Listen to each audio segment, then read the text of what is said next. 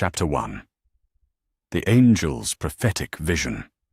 There are few moments in the grim annals of the 31st millennium more profound than when destiny reveals its hand to those who would dare defy it.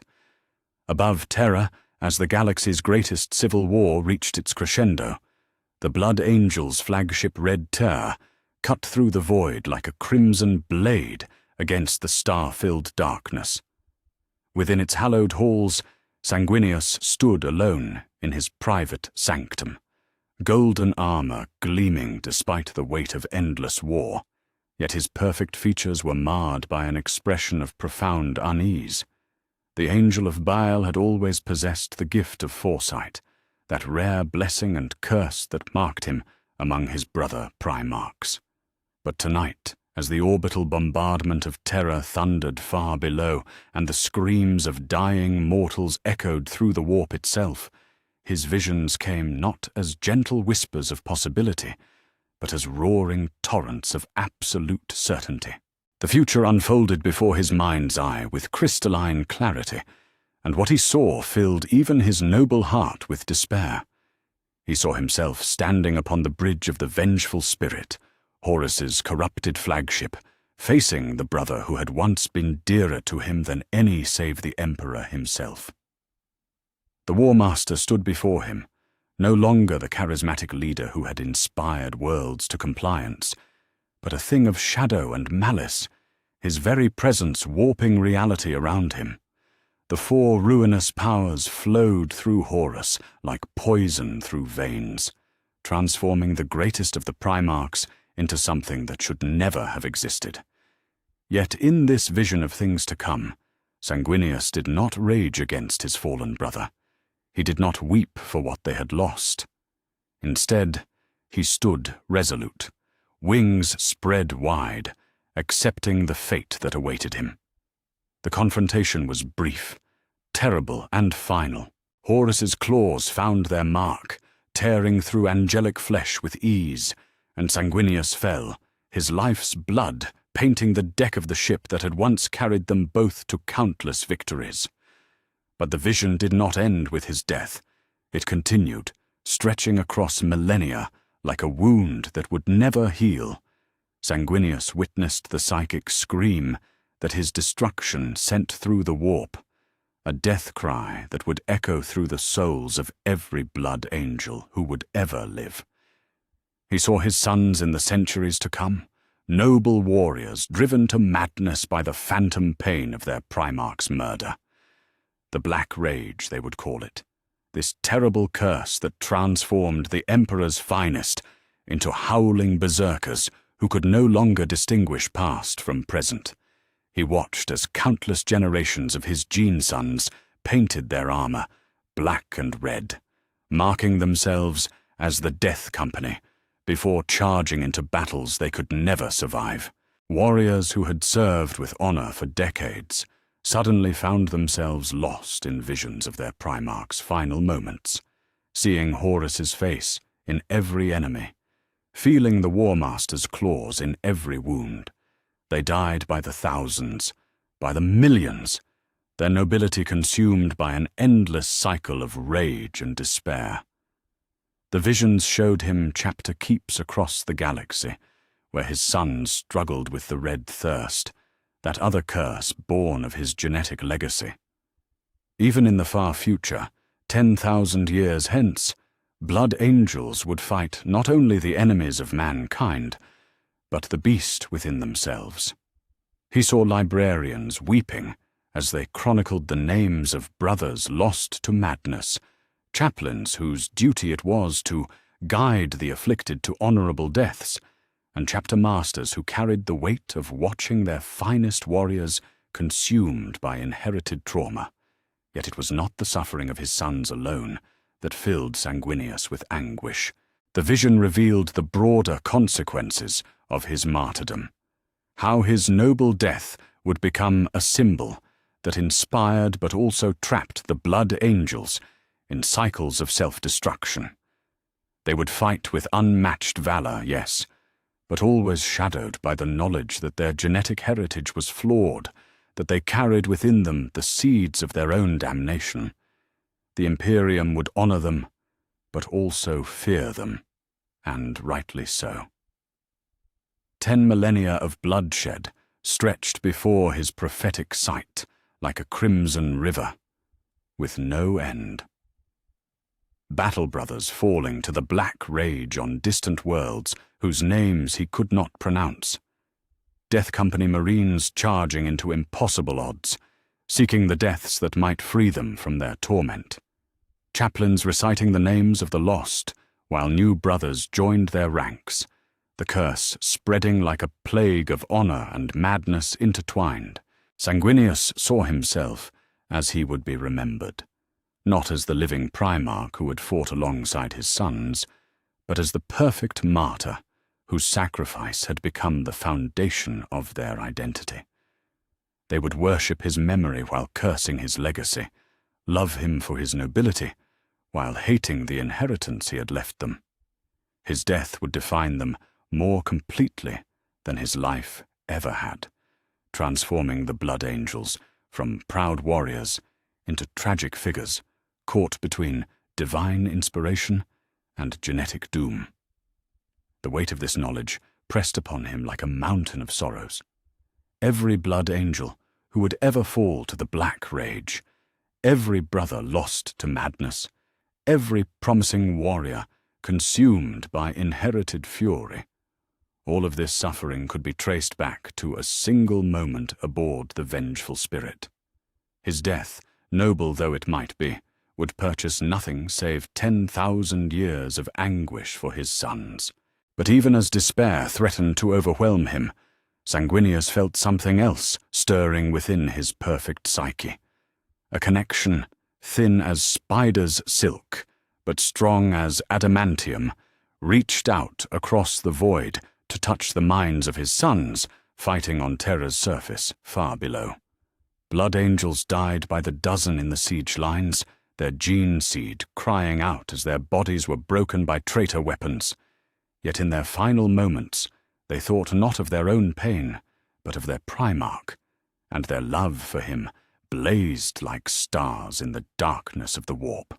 Through this connection, Sanguinius felt their devotion, their absolute faith in his righteousness and nobility. They would die for him gladly, without question, believing that their sacrifice served a greater purpose.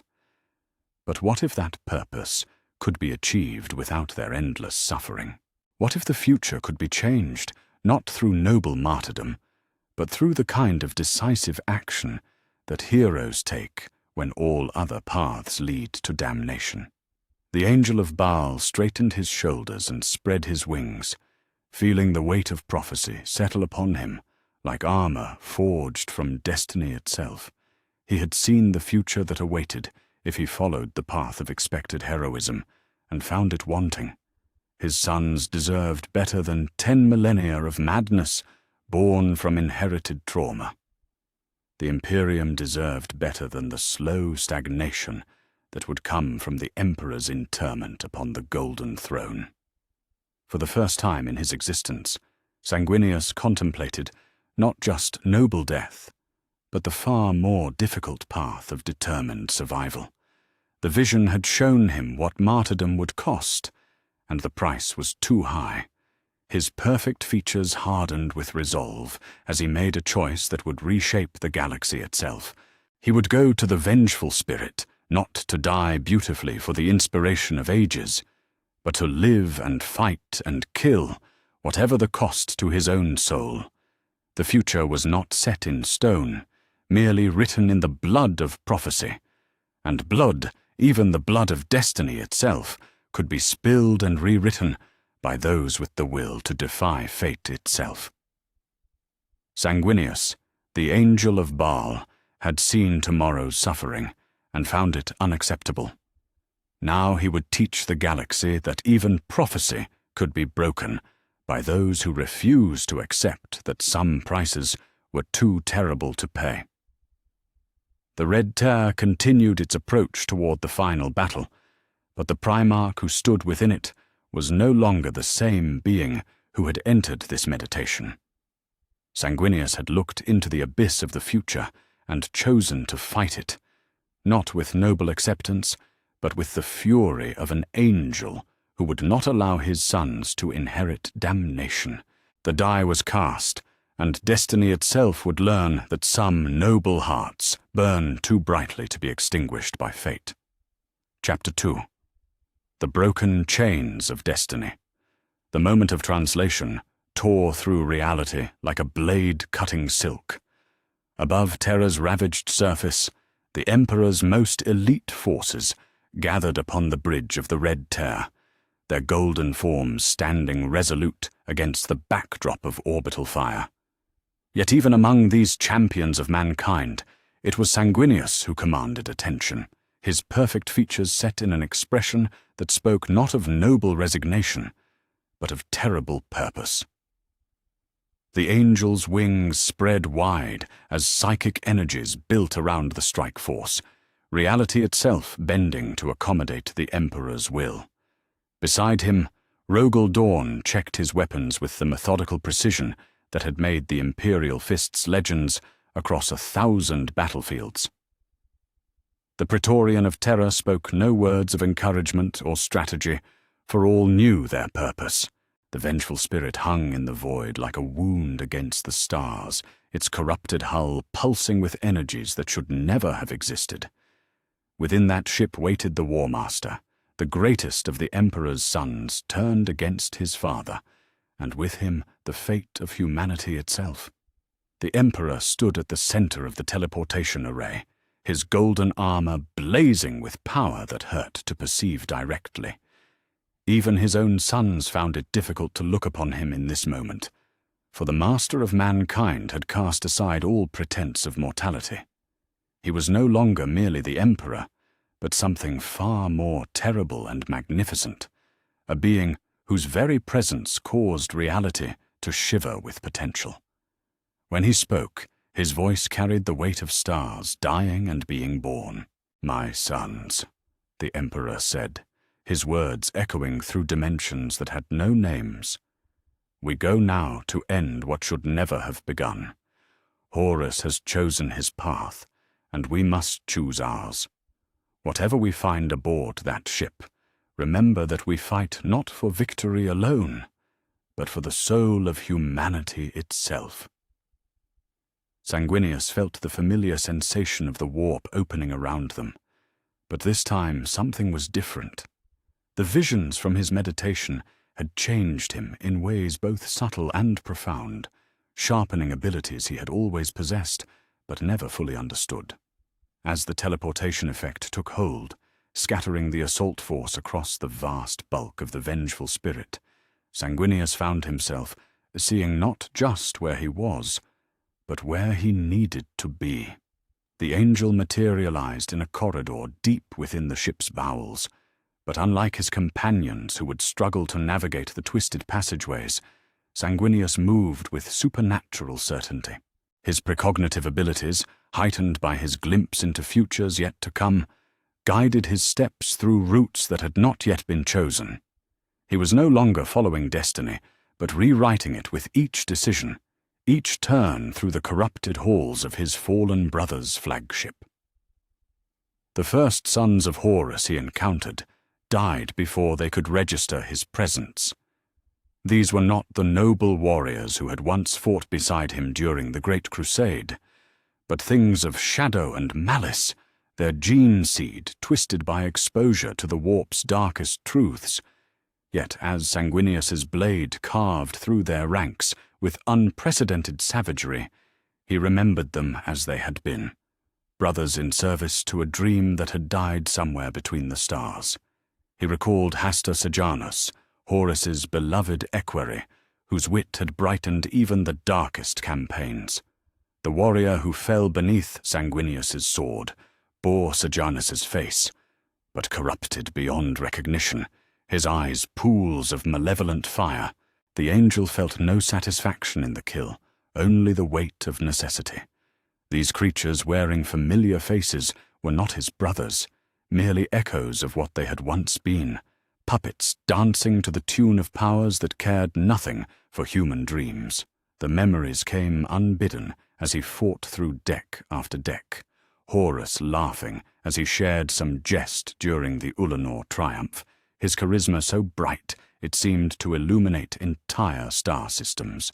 Horus weeping over the body of a fallen brother, his grief so profound that even the Emperor had been moved to comfort him. Horus standing beside Sanguinius on the observation deck of the vengeful spirit herself, back when she had been a symbol of hope rather than corruption, discussing their dreams for humanity's future among the stars. "We shall build something beautiful, brother," Horus had said during one such conversation, his eyes bright with visions of tomorrow. A galaxy where every human child can look up at the stars and know they belong there, not as conquerors, but as inheritors of infinity itself. How had that noble soul become the thing that now waited in the ship's throne room? Sanguinius's enhanced perception showed him glimpses of chaos corruption spreading through the vessel like a cancer. But beneath that taint, he could still sense traces of the brother he had loved. Perhaps that was the cruelest aspect of this tragedy, that somewhere within the monster Horus had become, fragments of the man he had been, still screamed for release. Yet Sanguinius could not afford sentiment, not when the visions had shown him what failure would cost. Each Sons of Horus warrior he dispatched was another step closer to preventing 10 millennia of suffering for his own gene sons. Each bulkhead he passed was a moment closer to the confrontation that would determine whether the Black Rage would curse future generations of blood angels. The angel's movements became a deadly ballet, his sword and wings working in perfect harmony to carve a path through opposition that should have taken hours to overcome. The corrupted Marines began to recognize that something unprecedented was occurring. Word spread through their ranks that the Angel of Baal was aboard their ship, but not as they had expected. This was not the noble martyr come to die beautifully for the inspiration of ages. This was something far more dangerous, a Primarch who fought not with resigned acceptance, but with the fury of someone who refused to accept that fate was immutable. Sanguinius could feel his father's psychic presence elsewhere in the ship, moving with deliberate purpose, but hindered by the warp-spawned obstacles Horus had placed in his path. Rogel Dawn and his imperial fists were fighting their own battles, cutting through traitor forces with the methodical efficiency that had broken siege after siege. But Sanguinius moved faster than either of them, his prophetic sight allowing him to anticipate and avoid the worst of the ship's defenses. The angel's path took him through sections of the vessel where reality itself had begun to break down under the influence of chaos. Here, the walls bled with substances that had never existed in the material universe, and whispers in languages that predated human speech promised power beyond imagination to any who would listen. Yet Sanguinius pressed forward, his purpose burning too brightly to be dimmed by such trivial temptations. As he fought, he could feel the psychic resonance of his sons dying on Terra's surface far below. Each death sent tremors through the connection that bound the blood angels to their Primarch. But now, instead of weakening him, their sacrifice fed his determination. They died believing in his nobility, his righteousness, his willingness to pay any price for humanity's future. He would not make their faith a lie by accepting a martyrdom that served only Chaos's purposes. The throne room's massive doors loomed before him, wreathed in energies that would have driven lesser beings mad. Beyond those barriers waited Horus, the favored son who had traded humanity's future for the empty promises of gods who knew only hunger. Sanguinius had expected to reach this moment exhausted, wounded, prepared for noble death. Instead, he arrived ahead of schedule, his armor barely scratched, his wings spread wide in terrible majesty. When the doors opened at his approach, revealing the throne room beyond, Sanguinius saw his fallen brother for the first time since the rebellion began. Horus sat upon a throne that pulsed with warp energy, his once perfect features now bearing the marks of his corruption. The War Master's eyes widened in genuine surprise as he beheld Sanguinius, for this was not the encounter he had foreseen. "Brother," Horus said, his voice carrying harmonics that spoke of power beyond mortal understanding. "You are early, and you are—" He paused, his enhanced perceptions recognizing that something fundamental had changed. Different. Sanguinius folded his wings and stepped into the chamber, his blade still singing with the blood of corrupted sons of Horus. When he spoke, his voice carried not the resigned sadness of a martyr, but the terrible certainty of someone who had seen the future and found it wanting. "I have seen what comes after this moment, Horus. I have witnessed 10,000 years of consequence, and I am here to tell you that your victory purchases nothing but suffering. The visions have shown me what my death would cost, and I have decided that some prices are too high to pay." The War Master's expression shifted from surprise to something approaching uncertainty. This was not the Sanguinius he had known, not the noble brother who would choose beautiful death over ugly victory. Something had fundamentally altered in the Angel of Baal, and for the first time since embracing the gifts of chaos, Horus felt a flicker of doubt about the outcome of their confrontation. The chains of destiny, it seemed, were not as unbreakable as the gods had promised. Chapter 3. Brothers in Shadow and Light. The throne room of the vengeful spirit had become something that should never have existed within the material universe.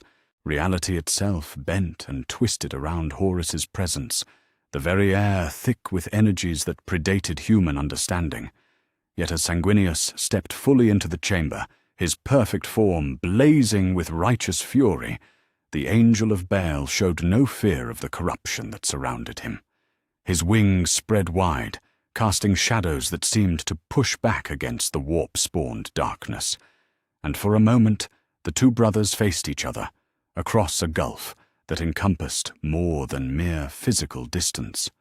Horus rose from his throne with fluid grace, the Chaos God's gifts having transformed him into something that retained the echo of his former magnificence, while embodying powers that no Primarch should have wielded. His armor, once the proud gold and green of the lunar wolves, now bore the marks of all four ruinous powers, each competing to claim the War Master as their champion. When he spoke, his voice carried harmonics that resonated through dimensions beyond counting. "My beloved brother," Horus began, his words flowing like honey laced with poison, "how long I have waited for this moment. Not for battle, not for bloodshed, but for understanding. You have seen what our father truly is, haven't you? The tyrant who would chain humanity to his vision alone, who would deny us the power to shape our own destiny among the stars." The War Master descended the steps of his throne with deliberate ceremony, each footfall sending ripples through the corrupted deck plating. As he moved, the symbols carved into his armor pulsed with malevolent light, and whispers in languages that had never been spoken by human throats promised infinite power to any who would listen. Yet Sanguinius remained unmoved, his enhanced perception seeing through the illusions to the fundamental truth beneath. "Join me, Sanguinius," Horus continued, his charisma still potent despite the corruption that had claimed him. "Cast aside the chains of filial duty and embrace the freedom that the true powers offer. Together, we can build an empire that spans not just this galaxy, but every reality that exists beyond the warp's barriers. You need not die here as a martyr to a failed dream. You can live as a god among gods." But Sanguinius had heard these words before, not with his ears, but through the prophetic visions that had changed everything. He had seen this exact moment played out in the canonical timeline, watched as his noble refusal had led inevitably to his death and 10 millennia of suffering for his sons. This time, however, his response carried the weight of absolute certainty, born not from faith alone, but from terrible knowledge. "I have seen your victory, brother," Sanguinius replied, his voice cutting through the warp's whispers like a blade through shadow. "In the visions that have been granted to me, I witnessed what comes after this moment if you succeed. Your empire of gods spans the galaxy, yes, but it is empty of everything that makes existence worthwhile.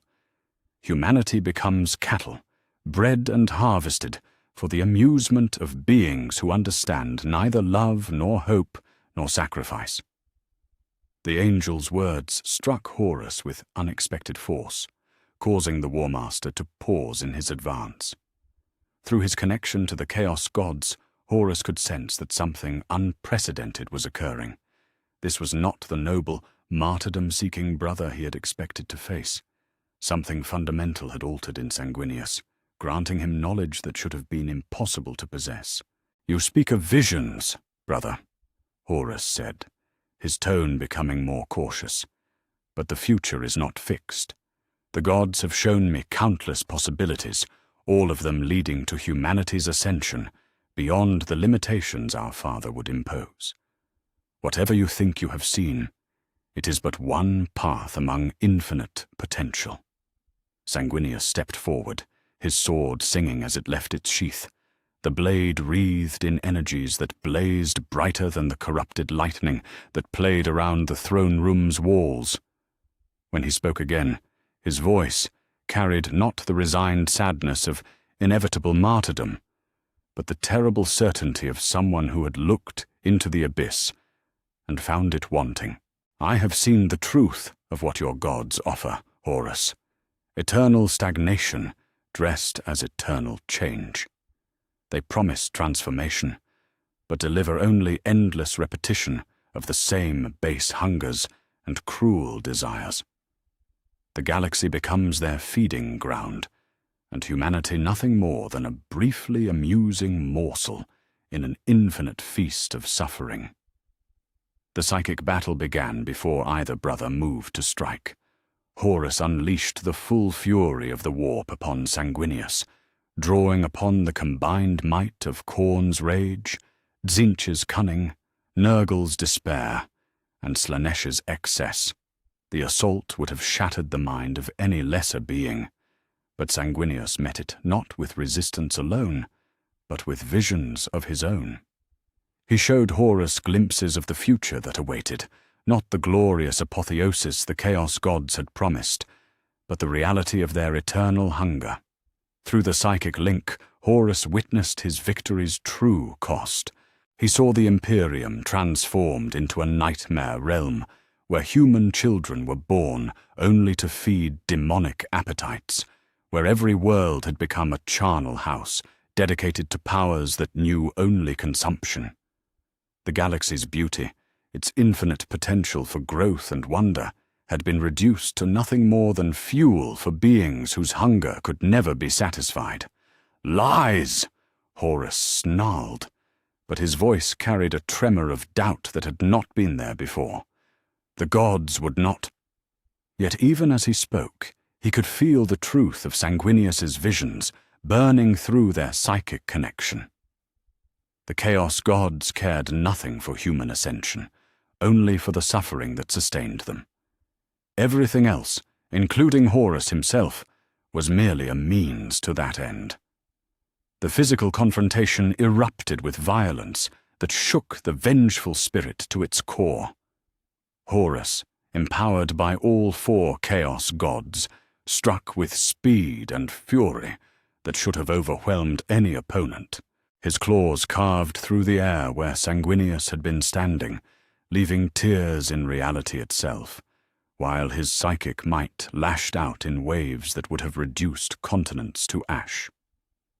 Yet the angel of Baal moved with preternatural grace, his enhanced precognition allowing him to see each attack before it was launched.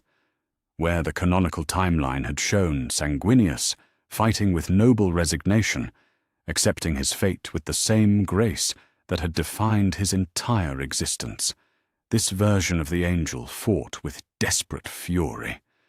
Every blow he struck was guided by knowledge of what failure would cost, not just for himself, but for countless generations of his gene sons. The black rage and red thirst that would curse the blood angels for 10,000 years, the endless cycle of madness and death that his noble sacrifice would purchase, all of it could be prevented if he simply refused to die beautifully.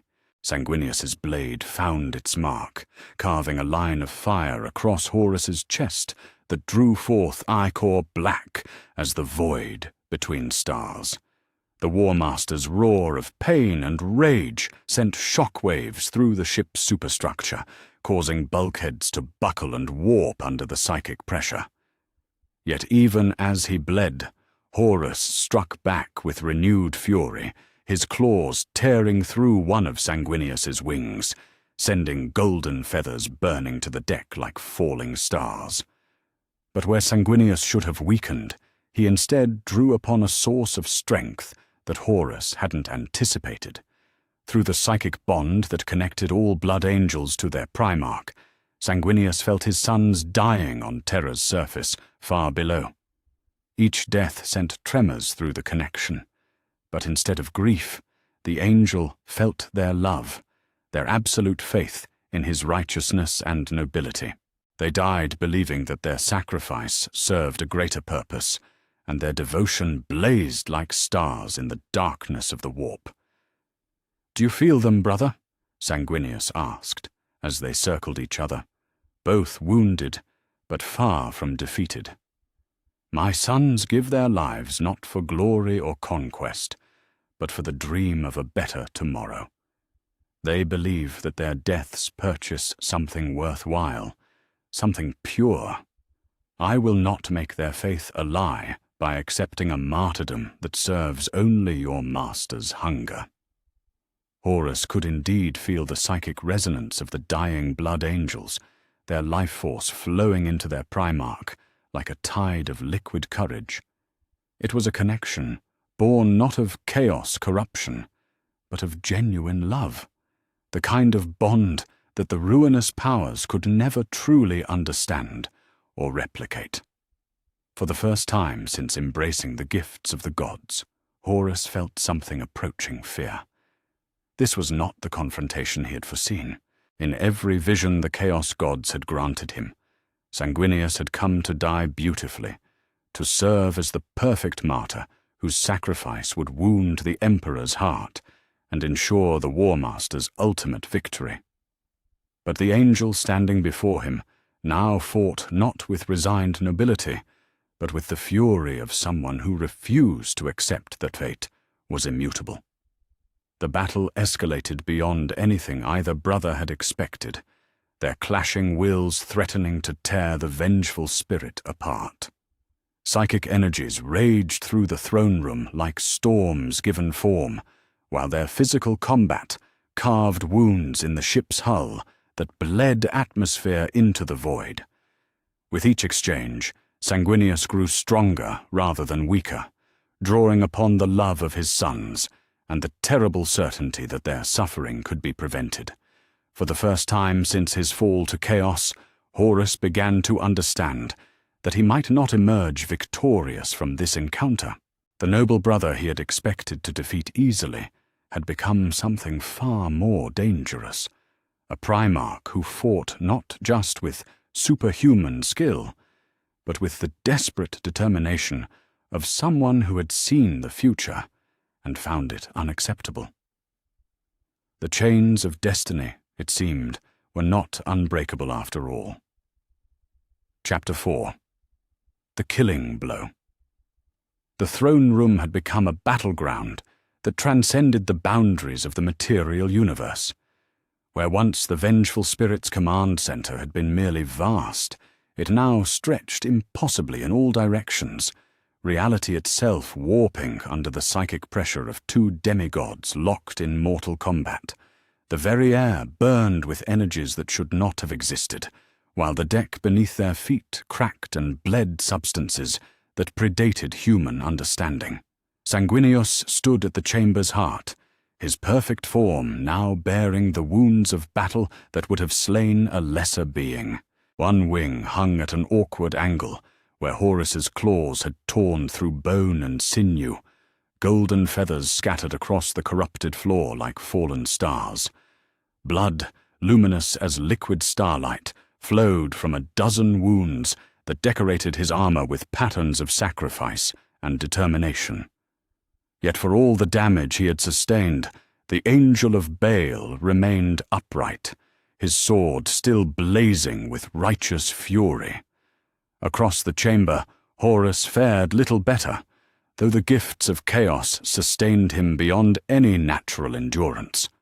The War Master's armor bore deep gouges, where Sanguinius's blade had found its mark, and ichor black as the void between galaxies seeped from wounds that pulsed with unnatural energies. His perfect features, once the envy of every Primarch, now bore the marks of genuine uncertainty for the first time since his fall to darkness. The battle had raged for what felt like hours, though time itself had little meaning in this place where the warp pressed so close to reality. Each exchange of blows sent shockwaves through the ship's superstructure, causing bulkheads throughout the vessel to buckle and warp. The corrupted sons of Horus who had tried to enter the chamber to aid their gene-father had been vaporized by the psychic overflow, their forms reduced to component atoms by forces too vast for mortal flesh to withstand. Yet even as the physical confrontation reached its peak, Sanguinius felt another battle being fought in the depths of his soul. Through the psychic bond that connected all blood angels to their Primarch, he experienced every death of his sons, fighting on Terra's surface far below. Each fallen warrior sent tremors through the connection, their final moments blazing across his consciousness like supernovae in the darkness of space. Brother Sergeant Malar of the 3rd Company fell with a bolt round through his primary heart, his last thought a prayer for his Primarch's victory. Captain Osriel of the 7th died with a traitor's blade through his throat, yet managed to whisper Sanguinius's name as the light faded from his eyes. Squad after squad of blood angels gave their lives in the siege lines, holding positions that could not be held, buying time that might never matter, all for the love of a father they would never see again. But instead of weakening him, their sacrifice became his strength. Each death fed the psychic link that bound them, transforming grief into power, loss into determination. The blood angels died not in vain, but in faith, believing that their sacrifice served a purpose greater than themselves. Their love for him blazed through the warp like a beacon, drowning out the whispers of chaos with the pure note of absolute devotion. "Do you feel them dying, brother?" Horus snarled as they circled each other, both breathing hard despite their superhuman endurance. "Your precious sons, bleeding their lives away on Terra's stones, all for the dream of a tyrant who sees them as nothing more than expendable tools." Sanguinius's response came not in words but in action, his sword carving through the air with speed that left after-images burning in its wake. Yet this time, something had changed in his approach. The prophetic gifts that had guided him throughout this confrontation suddenly blazed with unprecedented clarity, showing him not just the immediate future, but the exact instant when Horus's defenses would falter. The vision came like lightning through his consciousness, revealing a moment 3 seconds hence when the War Master would overextend himself in a devastating attack. Sanguinius saw the precise angle of Horus's approach, the millisecond gap in his guard, the exact trajectory required to pierce the corruption that surrounded his brother's heart.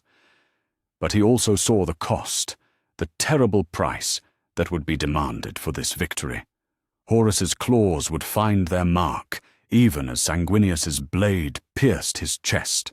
The angel's wings would be shredded beyond repair, his perfect form bearing scars that would never fully heal. He would survive, barely, but forever marked by this moment when he chose ugly victory over beautiful martyrdom. Yet as the prophetic instant approached, Sanguinius felt no hesitation. 10,000 years of suffering for his sons stretched out behind that moment of choice. The black rage and red thirst that would curse countless generations if he failed here. Against such consequences, personal pain meant nothing. His children deserved better than madness born of inherited trauma. The moment arrived like the tolling of a cosmic bell. Horus launched himself forward, with all the fury of the chaos gods flowing through him, his claws wreathed in energies that could unmake reality itself. It was a killing strike, perfectly aimed and utterly devastating, the sort of attack that had claimed the lives of entire armies across the span of the Great Crusade. In the canonical timeline, this would be the moment when Sanguinius died, overwhelmed by power beyond any mortal comprehension. But Sanguinius had seen this instant before, witnessed it in visions that burned with prophetic truth. As Horus committed to his attack, the angel moved not away but forward, accepting the War Master's claws, even as he drove his own blade toward his brother's heart. The corrupted talons tore through his wings like tissue, shredding feathers that had once been symbols of purity and hope. Pain beyond description lanced through his perfect form, as chaos-touched weapons carved wounds that would never fully heal. Yet even as agony threatened to overwhelm him, Sanguinius completed his strike. His sword, blazing with the combined faith of 1,000 dying blood angels, pierced through the psychic barriers that protected Horus, and found the heart that had once beaten with noble purpose. The blade slid between ribs that had been reinforced by the gifts of gods, through flesh that had been made stronger than adamantium, and into the core of what the War Master had become. The effect was instantaneous and catastrophic. Horus's eyes widened in shock and disbelief as he felt his life beginning to ebb, the connection to the Chaos Gods wavering like a candle flame in a hurricane. For the first time since his fall, the War Master experienced something approaching mortality, the sudden understanding that even divine favor could not make one truly immortal. "Impossible," Horus whispered, blood flowing from his lips as his perfect features contorted with pain and confusion. The gods, they promised. Victory was assured. Sanguinius, his own strength failing as shock began to take hold, managed to find the words that had been burning in his heart since the visions first revealed the future's true cost. "Your gods promised you nothing but lies, brother. They care nothing for your victory, only for the suffering it would purchase. I have seen what comes after this moment in every timeline, and I will not allow my sons to pay the price for your damnation." The psychic shockwave that erupted from Horus's death tore through the warp like a scream given form. Across the galaxy, psychers collapsed as the War Master's death cry echoed through dimensions beyond counting.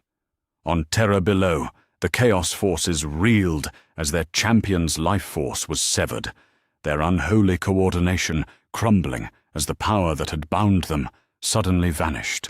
But it was in the deepest reaches of the warp where the true consequences were felt. The 4 Chaos gods, who had invested so much of their power in their chosen champion, shrieked in fury and disbelief as their carefully laid plans crumbled to ash. Khorne's rage shook the foundations of his brass citadel. Tzeentch's schemes collapsed like houses built of cards. Nurgle's garden withered as despair gave way to hope, and Slanesh's symphony of excess became a discordant wail of loss. For a moment that stretched across eternity, the ruinous powers tasted something they had not experienced since their birth from humanity's darkest emotions. Defeat. Not merely setback or delay, but absolute, crushing failure. Their greatest gambit, 10,000 years in the planning, had been undone by the simple refusal of one angel to accept that martyrdom was inevitable. Sanguinius collapsed beside his brother's corpse, his perfect form racked with wounds that would have killed any mortal being. Yet even as consciousness began to slip away, he felt a presence approaching through the twisted corridors of the vengeful spirit. The Emperor had finally reached the throne room, his psychic radiance blazing through the ship like a newborn sun. When the master of mankind entered the chamber, he found a scene that defied every prophecy, every vision of the future that his vast intellect had calculated. Horus lay dead upon the deck, his perfect features frozen in an expression of shock and betrayal, while beside him knelt Sanguinius, barely conscious, but unmistakably alive. The angel's wings were ruined beyond repair, his armor cracked and stained with luminous blood. Yet he lived. "My son," the Emperor said, his voice carrying harmonics that resonated through dimensions beyond number. "You have done the impossible. You have changed fate itself." Sanguinius managed to lift his head, his perfect features marked by pain, but shining with the satisfaction of duty fulfilled. When he spoke, his voice was barely above a whisper, yet it carried the weight of absolute conviction. "I saw what his victory would cost, Father. 10,000 years of suffering for my children, madness and death without end. I could not, would not allow such a future to come to pass." The Emperor knelt beside his wounded son, golden hands blazing with power that could reshape reality itself. Yet for all his vast abilities, the master of mankind could not undo what had been done, could not restore wings that had been sacrificed for victory. He could, however, ensure that Sanguinius survived to see the dawn of the new age his sacrifice had purchased. "Live, my son," the Emperor commanded, his power flowing into Sanguinius like liquid starlight, healing the worst of his wounds while leaving scars that would serve as permanent reminders of this moment. "Live, and help me build the future you have made possible." As consciousness returned fully to the Angel of Baal, he felt the psychic echoes of his son's joy blazing through the warp from terror below. The Blood Angels still lived, still fought, but now they fought for victory rather than mere survival. The curse that would have claimed them, the madness that would have defined their existence for millennia to come, had been prevented before it could take root. Fate, it seemed, was not as immutable as even gods believed. And in the throne room of the vengeful spirit, beside the corpse of the brother he had loved and been forced to kill, Sanguinius smiled for the first time since the rebellion began. Chapter 5. The Emperor's Gambit. The psychic death scream of Horus Lupercal echoed across Terra like thunder rolling through the depths of eternity. In the siege lines where traitor and loyalist had fought for months, the effect was instantaneous and catastrophic. Chaos Space Marines who had pressed their assault with supernatural coordination suddenly found themselves stumbling, their unholy unity shattered as the psychic beacon that had guided them was extinguished forever. World-eaters who had raged with Khorne's fury collapsed to their knees, their berserker madness replaced by confusion and disorientation. Even the demons that had poured from the warp to serve their champion began to flicker and fade, their anchor to reality severed by the War Master's demise. From the walls of the Imperial Palace, Rogel Dawn felt the change like a physical blow. The Praetorian of Terror had been coordinating the defense from the Barb Bastion, when the psychic shockwave struck, sending him staggering against the ramparts as visions of his brother's death blazed through his consciousness. Yet where another might have been overwhelmed by the magnitude of what had occurred, Dawn's tactical mind immediately grasped the implications. The enemy was leaderless, their coordination broken, their morale shattered. This was the moment that would determine the war's final outcome.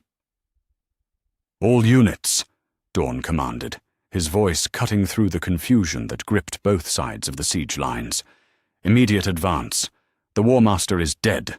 Press the attack while the enemy reels. Show no mercy, for they would have shown none to Terra."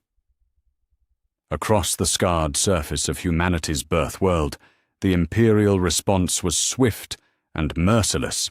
Imperial Fists companies that had held defensive positions for months suddenly found themselves advancing, their yellow armor gleaming in the fires of battle as they reclaimed ground that had been lost to darkness. Blood Angels who had fought with desperate valor now pressed forward with renewed purpose, their gene seed singing with joy as they felt their Primarch's survival through bonds that transcended mere flesh. But it was not on Terra's surface that the most significant developments unfolded.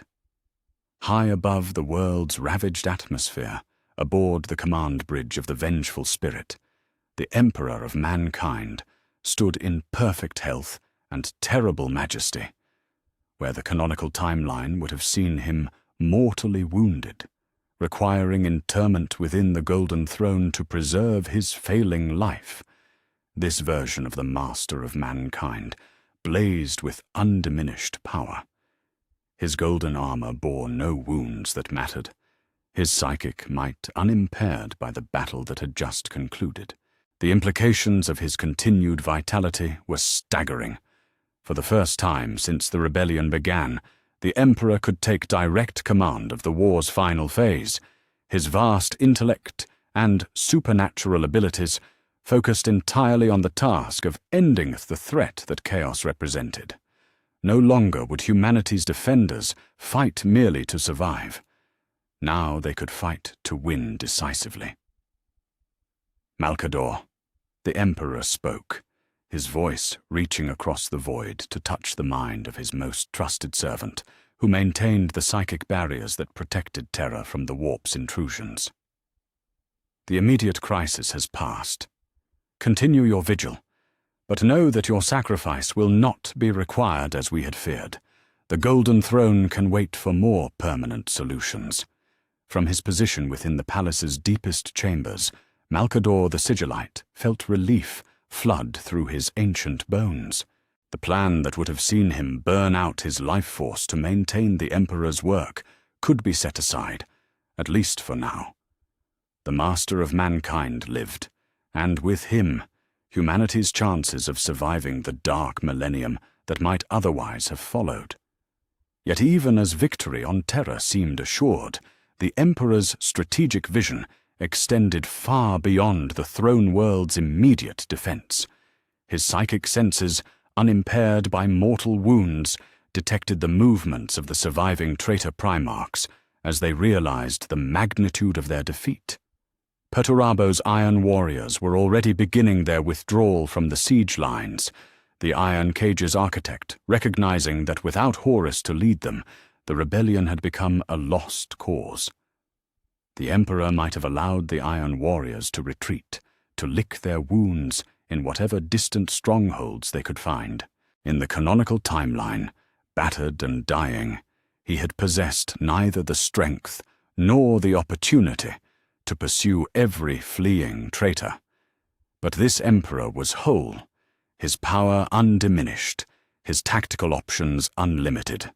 The Master of Mankind had learned the cost of mercy during the Great Crusade, and he would not repeat the mistake of allowing potential threats to escape.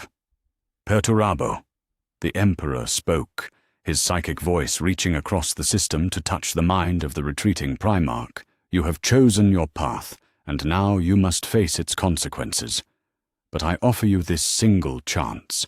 Surrender yourself for judgment, and your legion will be spared. Continue to flee, and I will hunt you to the galaxy's edge."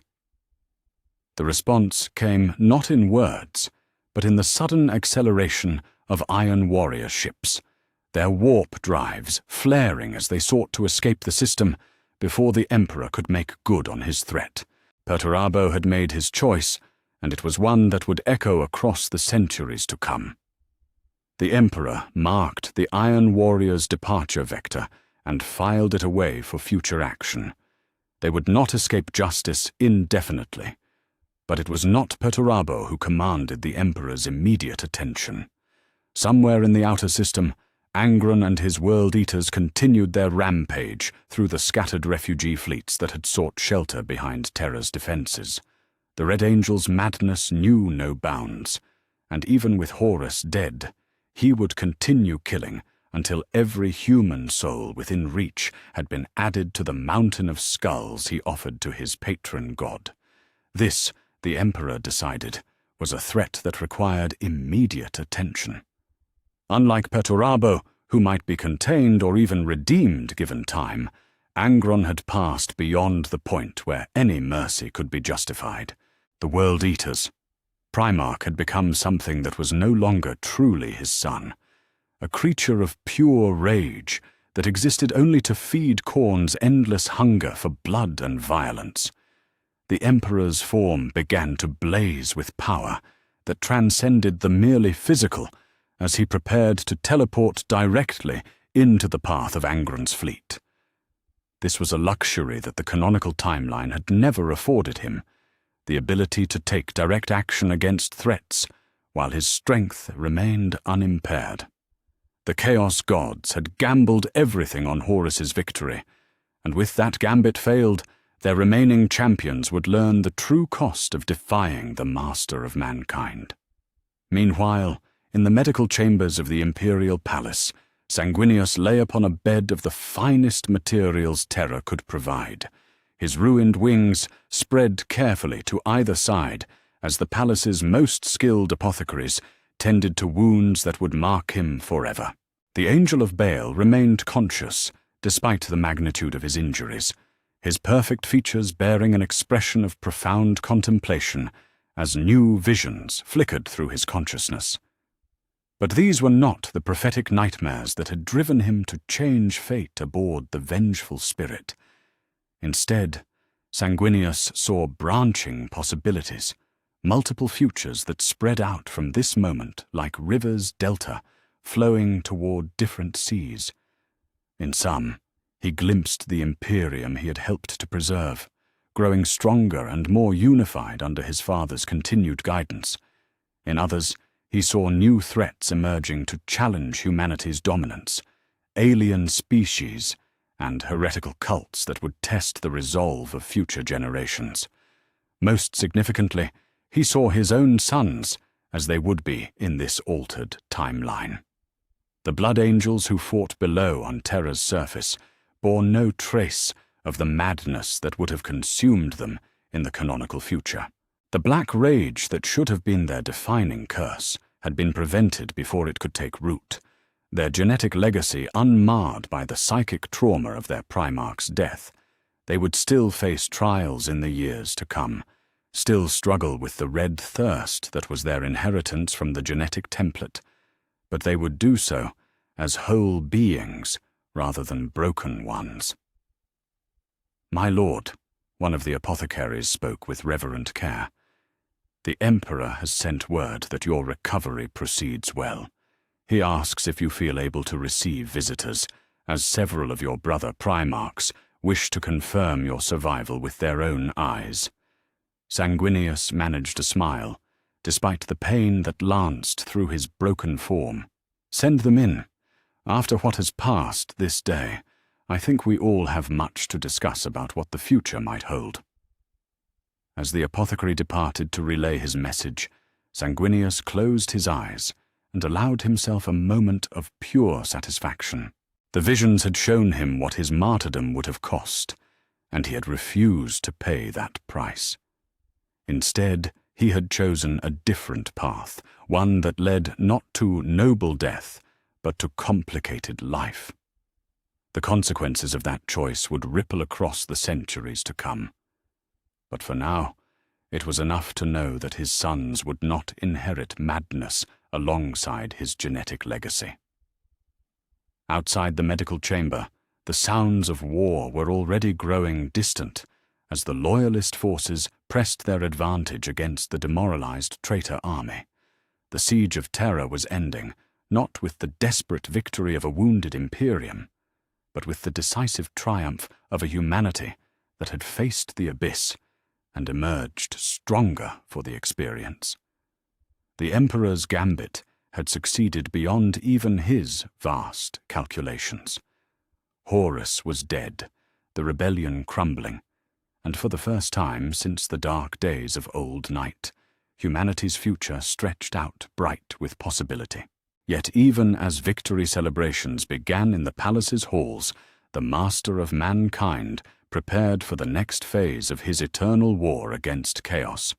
The battle for terror was won, but the war for humanity's soul would continue among the stars. And this time, the Emperor would face that conflict, not as a dying god chained to a golden throne, but as an active force for order in a universe that had forgotten the meaning of hope. The true test of what they had accomplished here would be measured not in days or years, but in the millennia to come, when the choices made in this crucible would determine whether humanity ascended to its destined greatness or fell back into the darkness from which it had emerged. The galaxy would remember this day, when fate itself bent before the will of those who refused to accept that some prices were too terrible to pay. Chapter 6. The Crimson Revelation. In the depths of the imperial palace, where shadows danced between golden pillars older than most civilizations, Sanguinius lay in fevered contemplation as his perfect form slowly mended itself. The angel of Baal had survived the encounter that should have claimed his life, but survival, he was learning, carried burdens that martyrdom never could. His wings, once symbols of divine grace, now bore scars that would never fully heal, each torn feather a reminder of the moment when he had chosen ugly victory over beautiful death. Yet it was not physical pain that tormented him in the hours between waking and sleeping, but the visions that came with increasing frequency and terrible clarity. Where once his prophetic gift had shown him glimpses of a single, seemingly inevitable future, now it revealed infinite branching possibilities spreading out from the moment of Horus's death like cracks in shattered glass. Each potential timeline blazed across his consciousness with vivid detail, showing him futures both wondrous and horrifying, all of them consequences of his choice to defy fate aboard the vengeful spirit. The most beautiful visions came first, showing him the blood angels, as they would be in this altered timeline. Sanguinius witnessed his sons in the centuries to come, their nobility unmarred by the madness that would have claimed them. Companies of blood angels fought across distant stars with tactical brilliance and strategic insight, their enhanced psychic potential allowing them to coordinate battle plans with a precision that bordered on the supernatural. No death company marched among their ranks, no black-armored berserkers seeking death to escape inherited trauma. Instead, his gene sons served as paragons of what space marines could become when freed from the burden of genetic curses. He saw Captain Dante in the far future, not as the ancient, weary commander burdened by centuries of watching his brothers fall to madness, but as a leader whose wisdom had been tempered by hope rather than endless loss. Brother librarians channeled their psychic gifts not to contain the Black Rage, but to commune with their Primarch across the void, their abilities enhanced by the prophetic legacy he had chosen to preserve rather than sacrifice. Yet even as these visions filled him with satisfaction, darker possibilities intruded upon his consciousness. Sanguinius saw timelines where his survival led to different forms of corruption, where the absence of the Black Rage allowed other weaknesses to take root in his genetic legacy. In some futures, the Blood Angels became so convinced of their own righteousness that they turned upon other imperial forces, their noble nature twisted into arrogance that brooked no questioning of their methods. In others, their enhanced psychic abilities attracted the attention of entities far worse than Khorne's rage, creatures of the deep warp who offered gifts that seemed beneficent but carried prices beyond imagination. Most disturbing of all were the visions that showed the galaxy itself stagnating under the weight of prevented tragedy. Without the trauma of the canonical timeline, without the desperate struggles that had forged humanity's character in the crucible of endless war, the Imperium grew complacent. Threats that should have been met with righteous fury were instead ignored until they became existential dangers. The very suffering that Sanguinius had sought to prevent had, in its absence, allowed greater sufferings to take root. As these revelations churned through his consciousness, the angel heard the approach of familiar footsteps in the corridor beyond his chamber. The first of his sons had returned from Terra's siege lines, their armor bearing the scars of victory, but their gene seed singing with unprecedented vitality. When Captain Azkaelon of the Sanguinary Guard entered the chamber, Sanguinius immediately perceived the changes that his survival had wrought. The captain's psychic aura blazed brighter than it ever had before. The connection between Primarch and Jeanson strengthened rather than traumatized by recent events, where the canonical timeline would have seen Azkaelon begin the slow descent into the madness that claimed all Blood Angels eventually. This version of his gene-son showed signs of enhanced mental acuity and prophetic sensitivity. The captain's eyes held depths that spoke of visions shared across the psychic link, glimpses of futures that his Primarch's enhanced abilities had inadvertently transmitted to his children. "My lord," Azkaelon said, his voice carrying harmonics that had not been there before the battle. "The remaining traitor forces have withdrawn beyond Terra's orbital defenses. Victory is complete yet." He paused, uncertainty flickering across his perfect features. "I find myself seeing things that have not yet come to pass, fragments of possible futures, glimpses of battles yet unfought. Is this normal, my lord?" Sanguinius studied his gene-son with eyes that now saw far more than they once had. The psychic backlash from killing Horus had not only enhanced his own prophetic abilities, but had begun to awaken similar gifts in his children. This was unprecedented, a fundamental alteration to the Blood Angel's genetic template that would echo across the millennia to come. His survival had changed them at the most basic level, transforming them from warriors prone to madness into something approaching living oracles. "What you experience is real, my son," Sanguinius replied, his voice carrying the weight of terrible knowledge. "The visions come as a consequence of what has passed between us, a sharing of the gift that has long been my burden and blessing alike.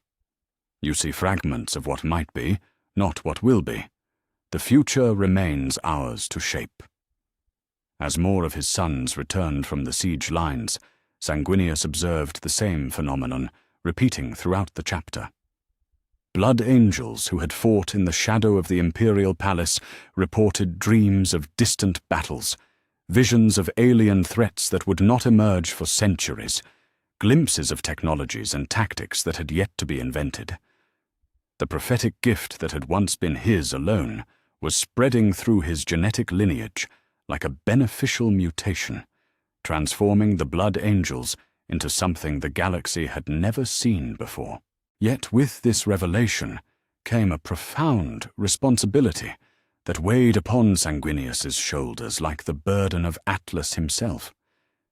If his sons were becoming oracles, if their enhanced abilities could provide glimpses of threats and opportunities yet to come, then the imperium possessed a strategic advantage beyond anything the emperor had originally envisioned.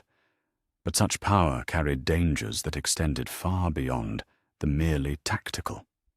The angel of Baal rose from his bed of recovery, his movement still careful, but no longer hindered by the worst of his wounds. The time had come to share his revelations with the one being in the galaxy, whose wisdom might encompass the full scope of what had been unleashed. The emperor would need to know that his son's survival had consequences that extended far beyond the immediate victory over chaos. When Sanguinius entered the emperor's private sanctum, he found the master of mankind standing before a vast window that looked out upon Terra's slowly healing surface. The emperor turned as his son approached, and for a moment the two beings regarded each other with the complex understanding that existed between father and child, creator and created, God and saint. "You bring news of changes within your legion," the emperor said, his voice carrying harmonics that resonated through dimensions beyond the merely physical. "I have sensed the alterations in their psychic signatures, the enhancement of abilities that were always latent within their genetic structure." Sanguinius nodded, his perfect features bearing an expression of profound contemplation. "The visions have shown me multiple timelines, Father, branching possibilities that spread out from the moment of Horus's death. In some, the gift I have inadvertently shared with my sons serves the imperium well, providing strategic advantages that tip the balance in conflicts yet to come. In others, it leads to stagnation, complacency, or corruption of a different sort than what we have just defeated." The angel shared selective glimpses of what he had witnessed, allowing the emperor to perceive fragments of the futures that might unfold. He showed visions of blood angels serving as the imperium's early warning system against threats that would not emerge for millennia, their prophetic abilities providing crucial intelligence about alien invasions and heretical uprisings. But he also revealed darker possibilities, timelines where the burden of foreknowledge drove his sons to madness of a different sort, or where their warnings were ignored until the very dangers they sought to prevent came to pass. The emperor absorbed these revelations with the vast intellect that had guided humanity's rise from the ashes of old night, his consciousness processing implications that would have overwhelmed lesser minds. When he finally spoke, his voice carried the weight of decisions that would shape the galaxy's future for millennia to come. "The gift you have awakened in your sons is unprecedented," the emperor said, "a development that extends beyond my original designs for the Legends Astartes. Yet it offers opportunities that we must not squander through caution or fear. The question becomes not whether to use this ability, but how to employ it wisely." It was then that Sanguinius made the choice that would define not only his own future, but the role his legion would play in the centuries to come. No longer would he be merely a general who led from the front, a noble warrior whose greatest service was the inspiration his presence provided to others. Instead, he would become something the imperium had never possessed, an oracle whose visions could guide humanity through the darkness of an uncertain future. "I will serve as the imperium's prophet, Father," Sanguinius declared, his voice carrying the certainty of absolute conviction. "Not to dictate what must come to pass, for I have seen the dangers of such presumption, but to illuminate the paths that lie before us. My sons will become the instruments through which these visions reach those who must act upon them." The emperor regarded his son for a long moment, weighing the implications of such a profound change to the imperium's structure. Finally, he nodded with something approaching satisfaction. "Then let it be so. But remember, my son, that the greatest gift prophecy offers is not knowledge of what will be, but understanding of what can be prevented. Use your visions not to ensure specific outcomes, but to help humanity choose wisely among the infinite possibilities that await us. As the conversation concluded, Sanguinius felt a weight settle upon his shoulders that was different from the burden of command he had carried during the Great Crusade. This was the responsibility of one who sees too much, who knows too well the price of every choice and the cost of every path not taken. Yet he accepted it willingly, for he had learned aboard the Vengeful Spirit that some burdens were too important to be avoided through the simple expedient of noble death. The angel of Baal had survived his encounter with fate, and in doing so had become something greater and more terrible than any mere Primarch. He was now humanity's guide through the labyrinth of possible futures, a beacon whose light would illuminate the darkness of uncertainty for as long as his perfect form endured. The galaxy would remember this day, not only for the death of a traitor, but for the birth of hope, guided by wisdom. And in the chambers of the imperial palace, Sanguinius prepared for the long vigil that would define the rest of his existence. Chapter 7. The Reckoning of Traitors. The galaxy had never witnessed the Emperor of mankind unleashed without restraint, his terrible magnificence directed entirely toward the prosecution of vengeance against those who had dared to wound humanity's dream, where the canonical timeline would have seen him chained to the golden throne, slowly dying while his realm crumbled around him. This version of the master of mankind blazed across the stars like a force of nature given terrible purpose, with Malcador maintaining the psychic barriers that protected Terra and the golden throne functioning without requiring his personal sacrifice. The Emperor was free to pursue the fleeing traitor Primarchs with all the fury that 10,000 years of planning and hope could summon. The first to feel his wrath was Angron, the Red Angel whose madness had consumed entire star systems during his rampage through the outer reaches of the Sol system. The World Eater's Primarch had continued his slaughter even after Horus's death, his connection to Khorne overriding any tactical understanding of when a war was lost. Refugee fleets that had sought shelter behind Terra's defenses became his hunting grounds, their civilian populations butchered to feed the blood god's endless appetite for death and suffering. But Angron had made a fundamental miscalculation in assuming that the Emperor's victory would follow the same patterns as previous conflicts, with slow pursuit and eventual containment, rather than immediate, devastating retaliation. When the master of mankind materialized aboard the World Eater's flagship in the Ghoul Stars, his golden form blazing with psychic power that turned the very air to plasma, Angron realized too late that he faced not a wounded father seeking to redeem a wayward son, but an avenging deity whose patience had finally reached its end. The confrontation lasted less than a minute in real time, though the psychic echoes would reverberate through the warp for centuries. Angron's rage, enhanced by decades of Khorne's gifts and the butcher's nails that had driven him beyond sanity, met the Emperor's fury like a candle flame meeting the heart of a star. There was no dramatic duel, no exchange of words heavy with meaning and regret. The Emperor simply unmade his fallen son with a thought, reducing the Red Angel to component atoms while his gene seed screamed across the void in harmonics that spoke of endings without redemption. The destruction of Angron sent shockwaves through the remaining traitor Primarchs, who had expected pursuit but not annihilation, delivered with such cold efficiency. Fulgrim, the Phoenician whose pursuit of perfection had led him into Slaaneish's embrace, attempted to flee toward the Eye of Terror, where the barriers between reality and the warp would provide some protection from his father's wrath.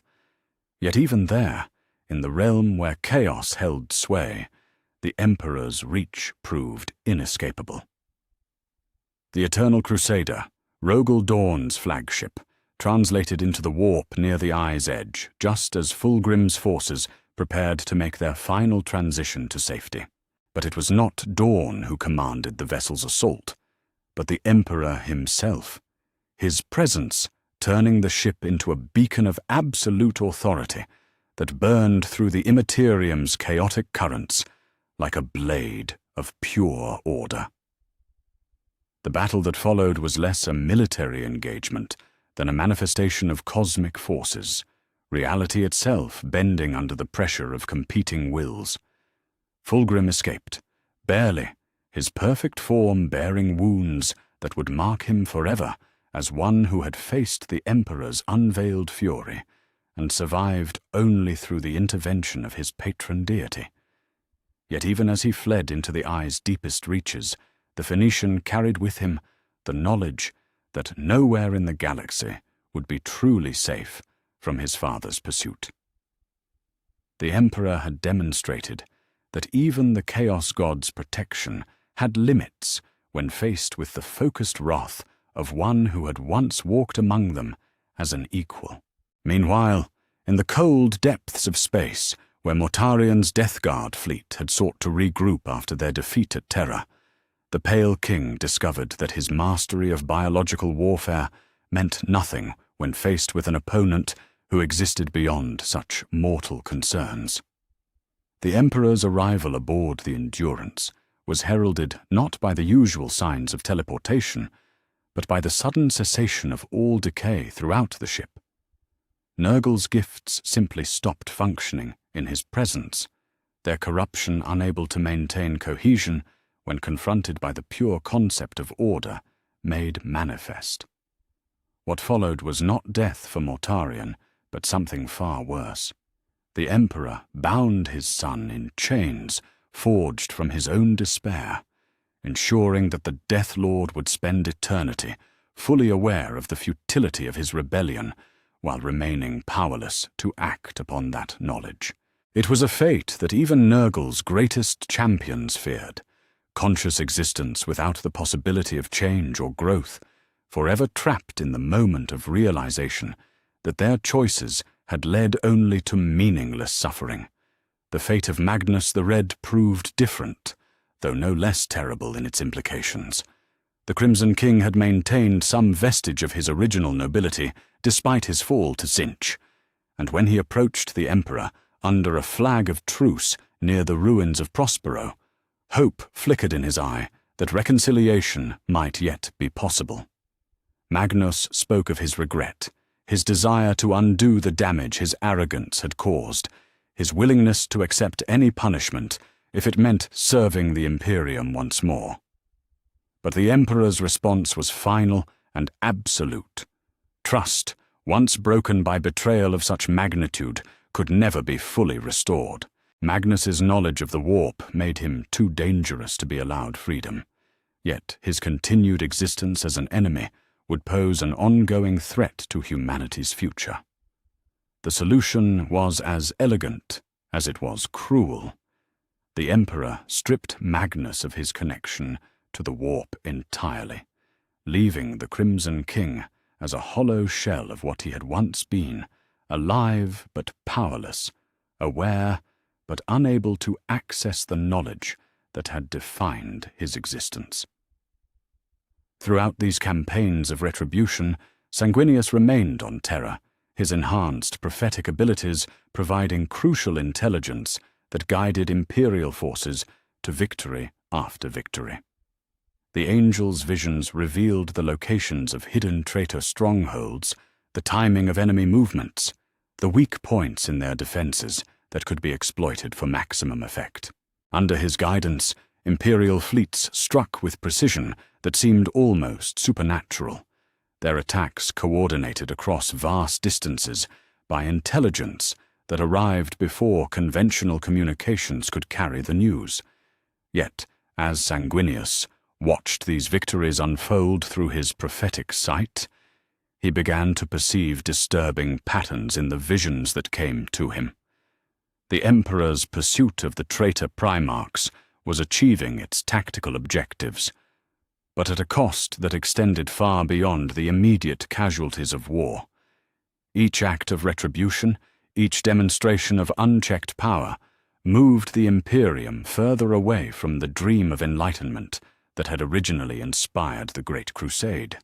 The surviving loyalist primarchs, witnessing their father's terrible efficiency in dealing with their fallen brothers, began to understand that the emperor they had known was but a fraction of what he truly was. Guilliman, ever the pragmatist, adapted quickly to this new reality, but his carefully structured plans for imperial governance began to incorporate elements of authoritarian control that would have been unthinkable before Terra's siege. The Lion, always suspicious of hidden motives, found his paranoia validated as he realized that even he had never truly understood the depths of his father's nature. Most disturbing of all was the reaction of ordinary humans throughout the Imperium as word of the Emperor's victories spread. Where the canonical timeline would see him elevated to godhood through millennia of gradual mythologizing, this version of the master of mankind inspired worship through the immediate demonstration of his divine power. Worlds that had maintained some vestige of secular governance abandoned such pretenses, declaring themselves theocracies devoted entirely to the emperor's will. The imperial truth, that careful rejection of supernatural belief that had guided the Great Crusade, crumbled before the evidence of their ruler's obvious divinity. In the depths of the imperial palace, as reports of each victory reached Terra, Sanguinius found himself questioning whether the future he had fought to preserve was truly better than the one he had prevented. The visions showed him an imperium growing stronger, more unified, more capable of defending itself against the threats that would emerge in the millennia to come. Yet they also revealed the slow death of human agency, as populations across the galaxy surrendered their capacity for independent thought in exchange for the comfort of absolute certainty in their ruler's divine nature. The angel realized with growing unease that his survival had prevented one form of stagnation only to enable another. Where the canonical timeline would see humanity ground down by endless warfare and bureaucratic decay, this version promised a different kind of death, the gradual transformation of human civilization into something that served the Emperor's will perfectly, but had lost all connection to the dreams and aspirations that made existence worthwhile. As the Emperor's campaigns of retribution continued across the galaxy, eliminating traitor strongholds with surgical precision, guided by Sanguinius's prophetic sight, the angel began to understand that victory itself could be a form of defeat. The Chaos Gods had gambled everything on corrupting the Emperor's most beloved son, and in their failure had inadvertently achieved something perhaps even more destructive. They had forced the master of mankind to reveal the true extent of his power, stripping away the carefully maintained illusions that had allowed humanity to believe itself capable of independent growth. The reckoning of traitors was proceeding exactly as planned, yet Sanguinius found himself wondering if the price of that success would ultimately prove higher than the cost of the failure he had prevented.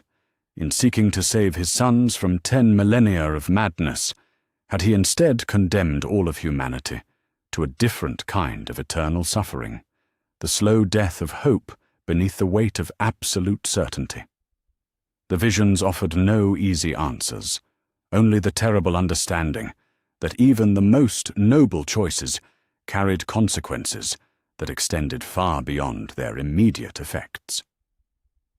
As the last of the traitor primarchs fell before the Emperor's wrath, Sanguinius prepared himself for the far more difficult task of guiding humanity through the aftermath of total victory, when the absence of external threats would force the Imperium to confront the darkness that victory itself had birthed within its heart. Chapter 8. The Prophet's Burden. The visions came now without warning, blazing across Sanguinius's consciousness like lightning strikes that left his perfect mind scarred with glimpses of futures yet millennia distant. Where once his prophetic gift had been a gentle whisper of possibility, it had become a roaring torrent of potential timelines that threatened to drown his sanity in the sheer scope of what might come to pass. The Angel of Baal stood in his private sanctum within the imperial palace, his hands pressed against the ancient stone as another wave of foresight crashed over him, showing him horrors that would not emerge for 10,000 years. He saw them as clearly as if they stood before him in the flesh, though they had not yet evolved beyond the most primitive forms of life in their distant galaxy. The Tyranids, a hunger given form and purpose, their bioships blotting out entire star systems as they consumed everything in their path. The visions showed him hive fleet after hive fleet arriving at the galaxy's edge, each one larger and more terrifying than the last, their collective consciousness focused entirely on the consumption of biomass until nothing remained but empty void. In other futures, he witnessed the rise of the Tau Empire, their naive philosophy of the greater good, masking an expansion that would challenge the Imperium's dominance in ways that brute force could never counter. He saw their battle suits striding across worlds that humanity had claimed as its birthright, their advanced technology making mockeries of imperial doctrines that had remained unchanged for millennia. Most disturbing of all were the visions of awakening metal as the Necrons stirred from their great sleep to reclaim a galaxy that had forgotten their ancient dominion. Sanguinius witnessed tomb worlds activating across the Rim territories, their inhabitants rising with technologies that made even the dark age of technology seem primitive by comparison. The Citan, star gods who had devoured entire species for sustenance, would walk among the stars once more, their hunger as terrible as that of the approaching Tyranids, but infinitely more patient in its expression. These glimpses of distant futures had begun to define Sanguinius's existence more completely than the present ever could. When he met with the Emperor in council, when he guided imperial forces to victory against present threats, when he walked among his own gene sons, his consciousness remained divided between what was and what might yet be. The burden of such knowledge pressed upon his shoulders like the weight of galaxies, each vision a responsibility that demanded action, yet offered no clear path forward. "Father," Sanguinius said during one such council session, his voice carrying the weariness of one who had seen too much, "the visions show me threats that will not emerge for thousands of years, yet their danger to the Imperium cannot be understated. We must begin preparations now, laying foundations for defenses that our descendants will need to complete."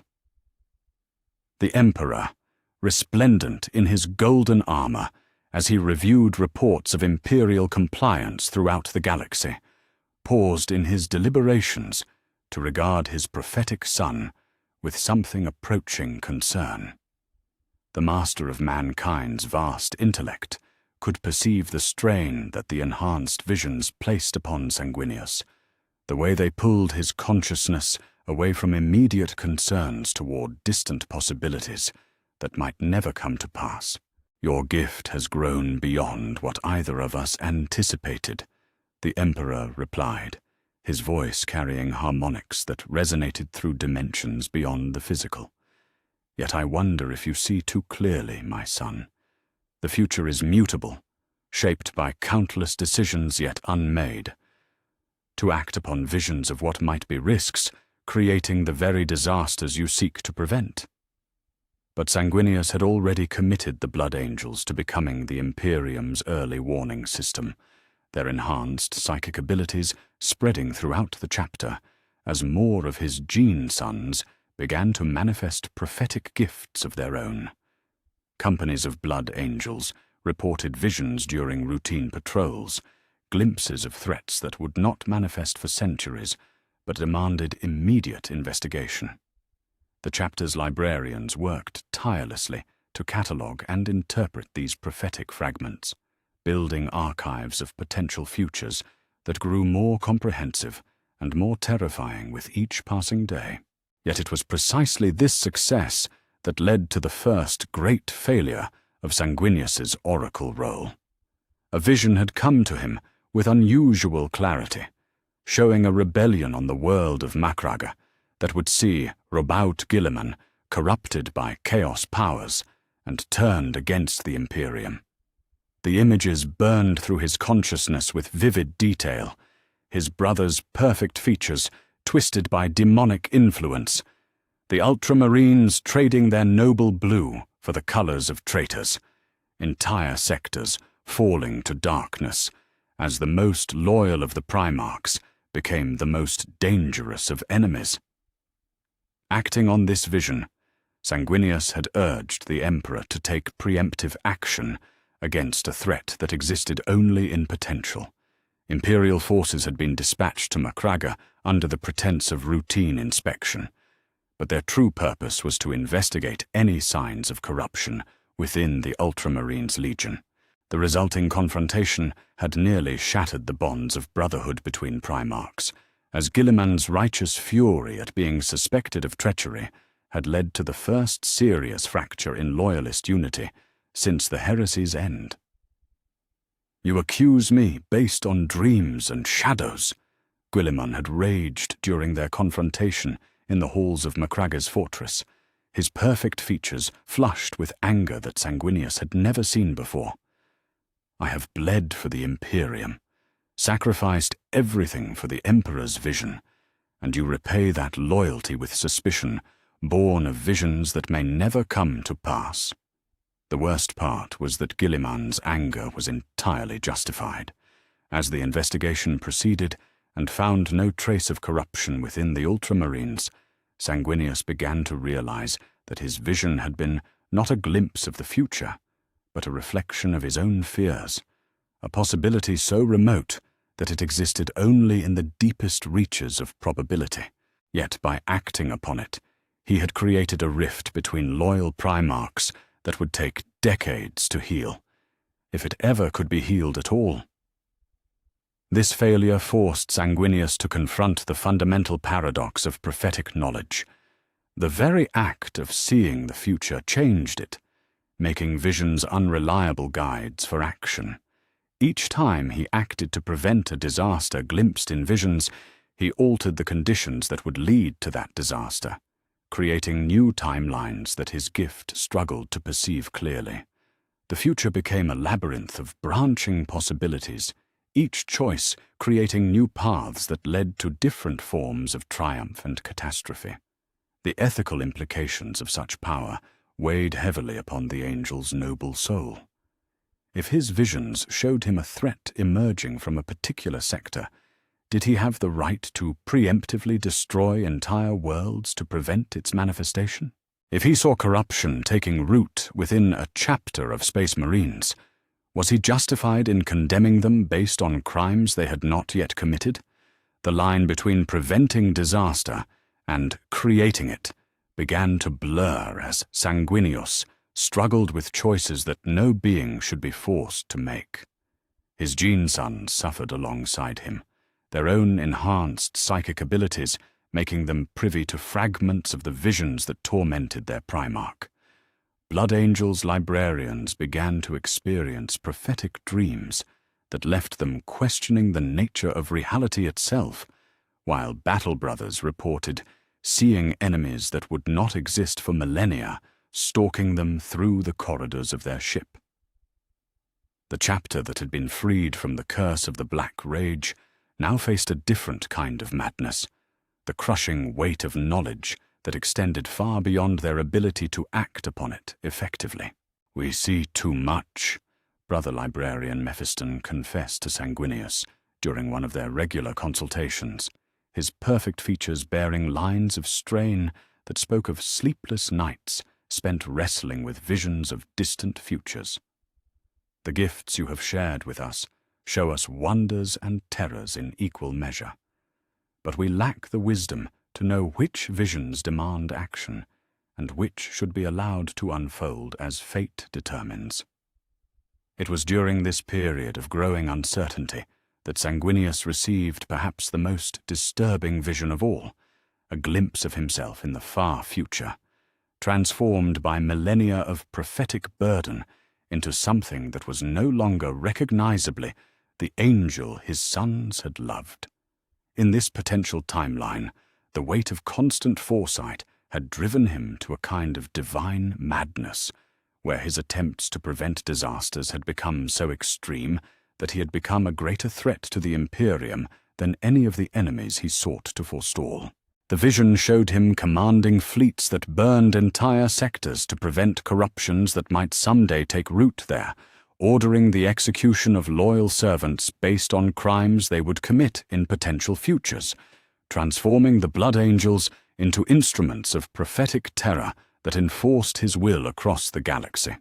In trying to save humanity from every possible threat, he had become the greatest threat of all, a tyrant whose justification for atrocity was always the prevention of greater atrocity yet to come.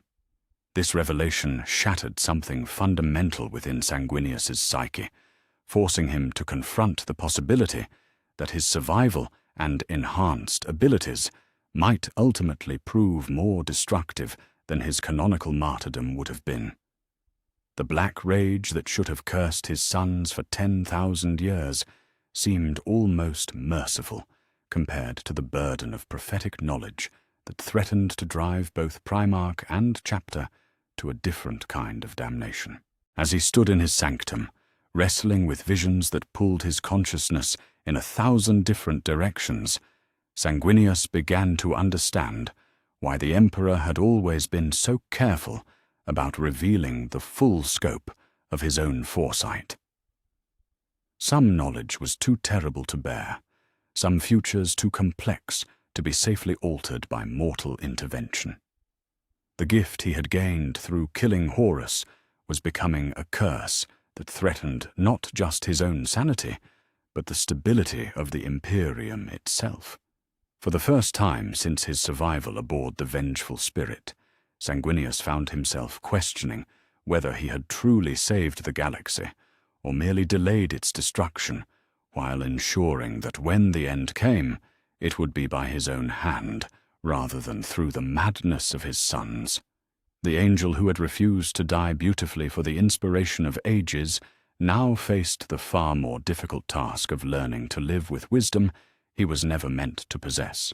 The future stretched out before him in all its terrible complexity, each vision a reminder that even the noblest intentions could pave roads to damnation when guided by knowledge that transcended the boundaries of mortal understanding. And in the depths of the imperial palace, surrounded by the artifacts of 10,000 years of human achievement, Sanguinius began the long, painful process of learning which fates were meant to be changed and which were meant to unfold as destiny intended, regardless of the cost to those who had the wisdom to see them coming. Chapter 9. The Gathering Storm. The reports arrived at the imperial palace with the cold precision of bureaucracy, yet their contents spoke of horrors that no amount of administrative language could disguise. Across 36 star systems in the galactic northeast, worlds that had known peace for decades were dying in ways that defied both explanation and comprehension. The populations of these planets were found in perfect preservation, their bodies unmarked by violence, yet completely drained of what could only be described as their essential humanity, leaving behind empty shells that retained the appearance of life while containing nothing of its substance. Sanguinius stood before the holodisplay in the palace's strategic center, his perfect features drawn with the weight of knowledge that extended far beyond what the reports could convey. Through his enhanced prophetic sight, he perceived the true nature of the threat that was emerging from the ghoul stars, drawn by the psychic echoes of Angron's destruction years before. The Red Angel's annihilation had sent ripples through the warp that reached into dimensions where things slumbered that should never have been awakened, entities whose hunger was for concepts rather than mere flesh. "The umbral devourers," he whispered, the words carrying harmonics that made nearby serfs shiver despite not understanding their significance. "They feed not on life, but on the possibility of life, consuming potential futures until nothing remains but empty present moments stretching toward inevitable extinction." The irony was not lost upon him that his greatest victory had birthed this new horror. By choosing to kill Horus rather than die nobly, by preventing the canonical timeline and all its attendant suffering, he had created space in the galaxy's fate for different forms of damnation to take root. The umbral devourers were not entities that existed in the original future he had witnessed. They were consequences of his interference, attracted by the psychic wound left by a Primarch's complete destruction rather than mere defeat. Meanwhile, his own gene sons continued their strange evolution away from the curse he had prevented. Without the Black Rage to serve as a crucible for their genetic potential, the Blood Angels had developed abilities that were both wondrous and deeply unsettling. Companies reported that their battle brothers could now sense the emotional resonance of objects by touch, experiencing the final moments of anyone who had died near a particular weapon or piece of armor. This gift proved tactically useful in investigation and reconnaissance, but it came with a psychological cost that manifested differently than the madness he had prevented. Brother Captain Erasta of the 5th Company exemplified these changes when he entered Sanguinius's presence, his perfect features bearing the peculiar serenity of one who had witnessed too many deaths through psychic impression. The captain's report detailed how his squad had tracked a cult uprising by following the emotional echoes left in the weapons of fallen guardsmen, but his eyes held depths that spoke of experiencing countless final moments that were not his own. "My lord," Erasta said, his voice carrying undertones that had not been there in the years before the Siege of Terra, "we have eliminated the heretical elements on Varagon Prime, but the victory feels hollow. Through the gift you have shared with us, we experienced their deaths as they experienced them, felt their terror and pain as if it were our own. Is this wisdom, or merely a different form of the curse we were meant to bear?" The question cut deeper than any physical wound could have, forcing Sanguinius to confront the possibility that his son's freedom from one genetic flaw had merely opened the door for others to manifest. The Blood Angels were becoming something unprecedented in Imperial history, a chapter of Space Marines who carried the accumulated emotional weight of every battlefield they had ever fought upon. Where the Black Rage would have driven them to madness and death, this new burden promised a different kind of slow torment, the gradual accumulation of others' suffering until they became repositories of galactic pain. Yet even as these concerns weighed upon his consciousness, darker revelations emerged from the strategic assessments that reached his desk each day. The Emperor's continued active rule, freed from the necessity of maintaining the Golden Throne through personal sacrifice, had indeed brought stability and strength to the Imperium. Yet it had also prevented the development of innovations and adaptations that the canonical timeline's desperate circumstances would have forced upon humanity.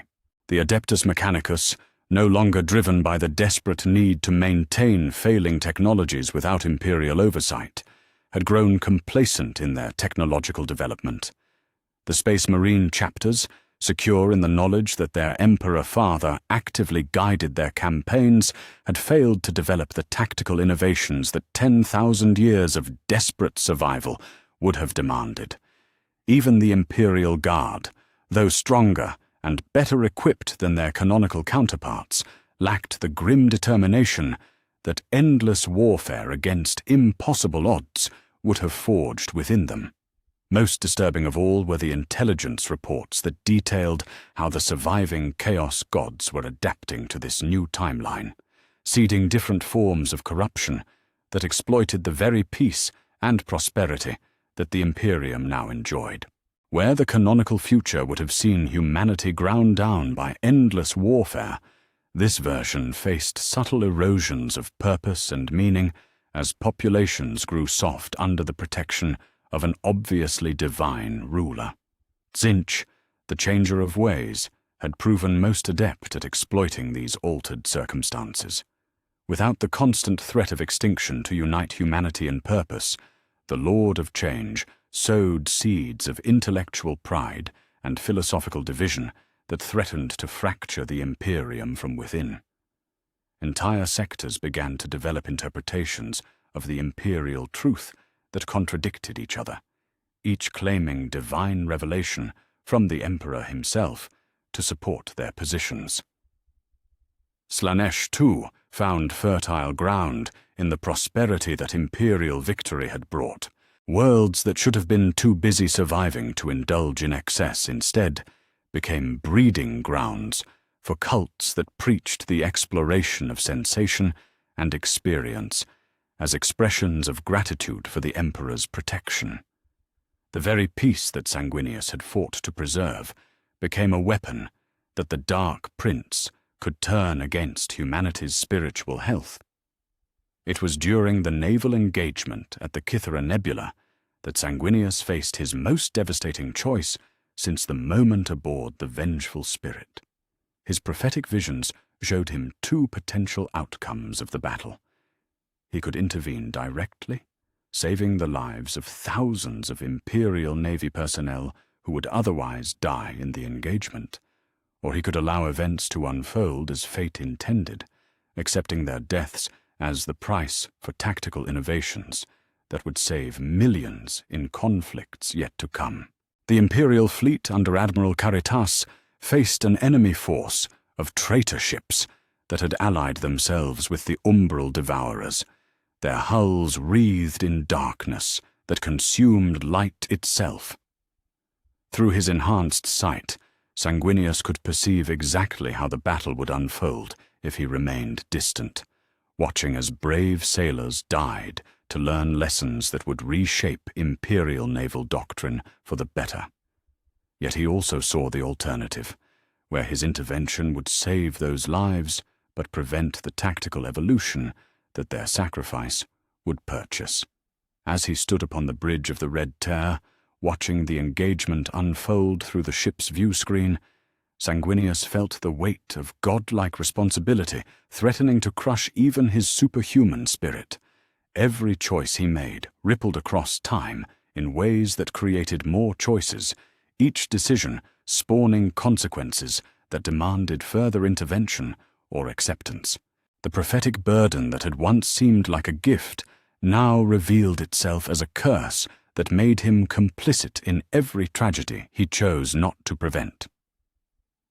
"My lord," Azkaelon spoke beside him, the captain's voice heavy with concern that extended beyond the immediate battle. "The visions are consuming you. Your brothers have begun to whisper that perhaps your survival was not the blessing we believed it to be. They see how the gift tears at your soul, and they wonder if noble death might have been kinder than this endless weight of choice." The words struck home because they carried truth that Sanguinius could no longer deny. In the years since killing Horus, he had prevented countless disasters through prophetic intervention. Yet each prevented catastrophe seemed to birth new forms of suffering that his visions could barely comprehend. The galaxy was becoming a place where cause and effect had grown so complex that even his enhanced sight struggled to trace the consequences of any given action across the web of possibility that stretched toward infinity. As the battle raged before them, Sanguinius made his choice, but for the first time since, aboard the Vengeful Spirit, he was no longer certain it was the right one. He allowed the engagement to proceed without his intervention, watching as Admiral Caritas made the tactical errors that would cost thousands of lives, but teach lessons that would save millions. The weight of those deaths settled upon his shoulders like a mantle of lead, each lost soul a reminder that the power to change fate came with responsibilities that no being should be forced to bear. In the aftermath of the battle, as Imperial forces regrouped and began to implement the tactical innovations that the engagement had necessitated, Sanguinius retreated to his private sanctum to wrestle with visions that had grown too complex for sanity to encompass. He saw futures where his intervention had prevented every disaster, creating a galaxy so safe and prosperous that humanity lost the very qualities that made it worth preserving. He witnessed timelines where his restraint had allowed necessary struggles to forge stronger characters, but at costs in suffering that made him weep tears of liquid starlight.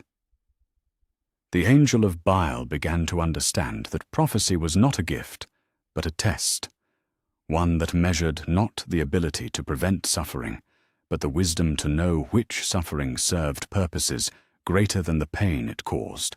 Yet with that understanding came a different kind of madness, the terrible clarity of one who could see all possible futures, but lacked the certainty to know which path led toward genuine hope, rather than merely the illusion of salvation.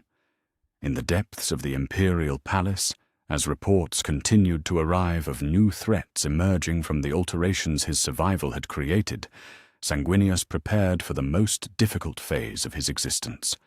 He would need to learn not just to see the future, but to choose which futures deserved to exist, even when those choices demanded accepting tragedies that he possessed the power to prevent.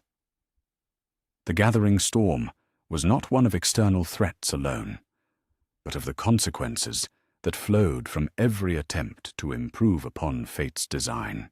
And at its center stood an angel who had learned too late that the greatest burdens were carried not by those who died for noble causes, but by those who lived to face the endless complexity of choice that survival demanded. Chapter 10. The Weight of Eternity.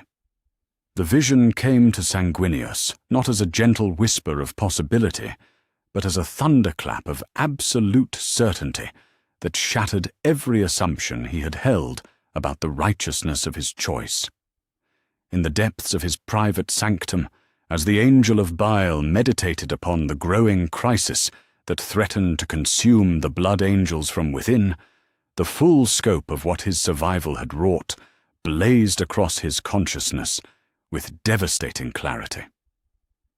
For the first time since killing Horus aboard the Vengeful Spirit, he perceived not fragments of potential futures, but the complete tapestry of consequence that stretched across 10,000 years of altered history.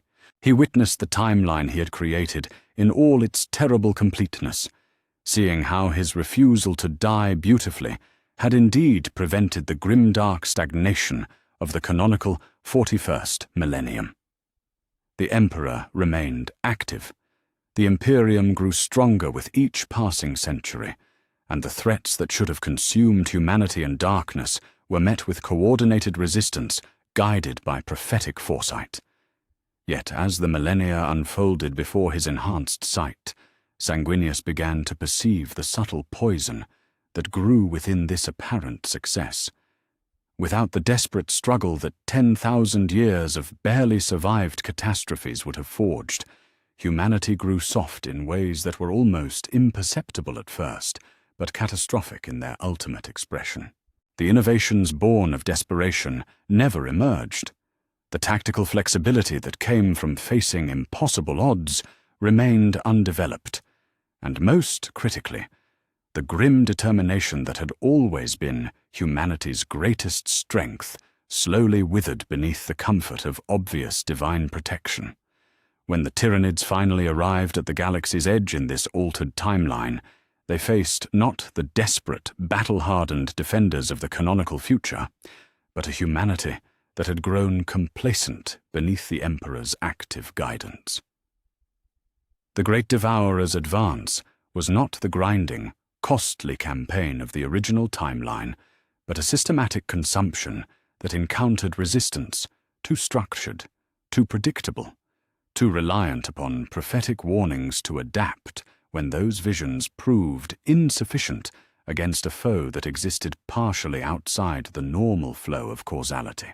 Sanguinius watched in horror as his improved future led to humanity's extinction, not through the slow death of bureaucratic decay, but through the swift annihilation of a species that had forgotten how to fight without the certainty of divine intervention. The very strength he had sought to preserve had become weakness when tested against truly alien intelligence that operated by rules his prophetic gifts could not fully comprehend. Yet even as this revelation crushed his spirit, the vision expanded to show him the alternative he had prevented. The canonical timeline stretched out in all its grimdark magnificence, 10,000 years of suffering that forged humanity into something capable of surviving against impossible odds. He saw the Emperor entombed upon the golden throne, neither fully alive nor truly dead, his sacrifice becoming the foundation for a species that learned to endure through the darkest of ages. The Blood Angels bore the curse of the Black Rage, but that curse became a crucible that refined their nobility into something that could inspire hope even in the galaxy's darkest corners. The bitter irony was not lost upon him that in seeking to spare his sons the madness of inherited trauma, he had condemned all of humanity to a different kind of madness, the slow erosion of the qualities that made survival possible when the universe itself became an enemy. The Black Rage that he had prevented would have been terrible for his gene sons, yet it would also have been a constant reminder that nobility required sacrifice, that strength could only be maintained through the acceptance of necessary suffering. As these visions tore through his consciousness like daggers of liquid starlight, Sanguinius became aware of another presence in his sanctum. The Emperor stood at the chamber's threshold, his golden form radiating power that had once seemed like salvation, but now carried undertones of something far more complex and troubling. The master of mankind's vast intellect had perceived the nature of the visions that tormented his son, and his expression bore the weight of understanding that extended across eons of possibility. "You have seen the full scope of what your choice has wrought," the Emperor said, his voice carrying harmonics that resonated through dimensions beyond the merely physical. "The question that weighs upon you now is whether the knowledge of consequence negates the righteousness of the original decision." Sanguinius raised his head to meet his father's gaze, his perfect features bearing lines of strain that spoke of burdens too vast for any single consciousness to bear. "I sought to save my sons from 10 millennia of madness, yet in doing so, I may have doomed all of humanity to extinction by a different path." How do we measure the worth of such a choice? How do we weigh individual suffering against species survival? The philosophical complexity of the question hung between them like a blade balanced on its edge, ready to cut regardless of which direction it fell. The Emperor moved closer, his presence filling the chamber with energies that bent reality around concepts of duty, sacrifice, and the terrible burden of choice that fell upon those with the power to shape destiny itself. "The curse you prevented was more than mere genetic flaw," the Emperor replied, his words carrying the weight of cosmic understanding. "The Black Rage served as humanity's reminder that nobility demands sacrifice, that strength can only be preserved through the acceptance of necessary pain. In sparing your sons that burden, you removed one of the crucibles that would have forged our species into something capable of surviving the trials yet to come." Even as they spoke, reports continued to arrive from across the galaxy, detailing the crisis that was consuming the Blood Angels from within. Without the Black Rage to serve as an outlet for the genetic pressures that built within their enhanced physiology, Sanguinius's gene sons were developing new forms of instability that proved even more dangerous than the madness he had prevented. Companies reported brothers who could no longer distinguish between their own memories and the psychic impressions they absorbed from objects and environments, warriors whose enhanced empathy had become so acute that they experienced the emotional states of entire populations simultaneously. Captain Dante of the Second Company had entered a catatonic state after touching the armor of a fallen brother. His consciousness lost within an infinite loop of experienced deaths that stretched across centuries of accumulated psychic impression. Brother Librarian Mephiston had begun to manifest multiple personalities, each one representing a different future self-glimpsed through prophetic visions, their conflicting desires threatening to tear his psyche apart from within. The cruel truth was becoming undeniable.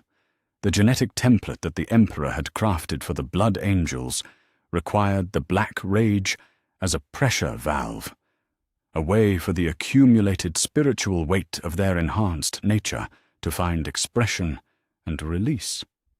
Without it, that pressure built in different ways that proved even more destructive to their sanity and effectiveness as warriors. "I have the power to restore what was taken," Sanguinius said, his voice carrying the terrible certainty of one who had glimpsed the full scope of possibility. "To undo my survival, to accept the martyrdom that should have been mine, to allow the timeline to correct itself toward the path that offers humanity its best chance of long-term survival." The words hung in the air between father and son like a death sentence pronounced upon hope itself. The Emperor regarded his favored child with eyes that had witnessed the rise and fall of civilizations, his vast consciousness weighing the implications of a choice that would determine not just the fate of the Blood Angels, but the trajectory of human civilization across the next 10,000 years. "The power to change the past exists," the Emperor acknowledged, "but only at costs that may prove higher than the benefits such change would purchase. To undo your survival would require sacrifices that extend beyond your own existence, rippling backward through time to affect every choice made since Horus's death. Your brothers who live, the innovations that have emerged, the victories that your visions made possible, all of it would be unmade to restore the canonical timeline." Sanguinius felt the weight of that understanding settle upon his shoulders like the burden of Atlas himself. To save humanity from the stagnation that his survival would eventually cause, he would need to erase not just his own continued existence, but every positive consequence that had flowed from his choice to live rather than die beautifully. Rogel Dawn's tactical innovations, Gilliman's administrative reforms, the countless battles won through prophetic foresight, all of it would be sacrificed to restore a timeline where suffering served as the foundation for strength. The Angel of Baal found himself confronting the ultimate philosophical question that had haunted prophets and visionaries since consciousness first glimpsed the future's shape. Did the knowledge of consequence create the obligation to act, even when that action demanded the destruction of everything one sought to protect? Was the right to alter fate a blessing or a curse, and did wisdom lie in the use of such power or in the restraint to leave destiny undisturbed?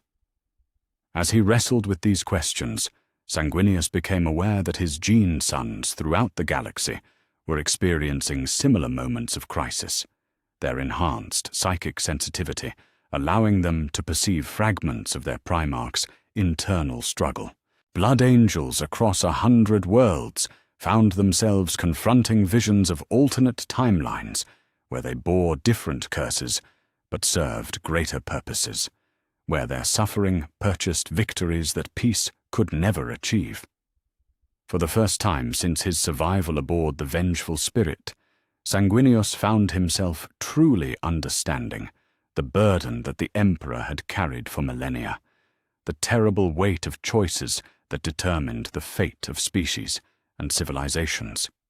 Yet unlike his father, who had accepted that responsibility as the price of his transcendence, Sanguinius discovered that knowledge, without the certainty of righteousness, was a burden that threatened to crush even his superhuman spirit.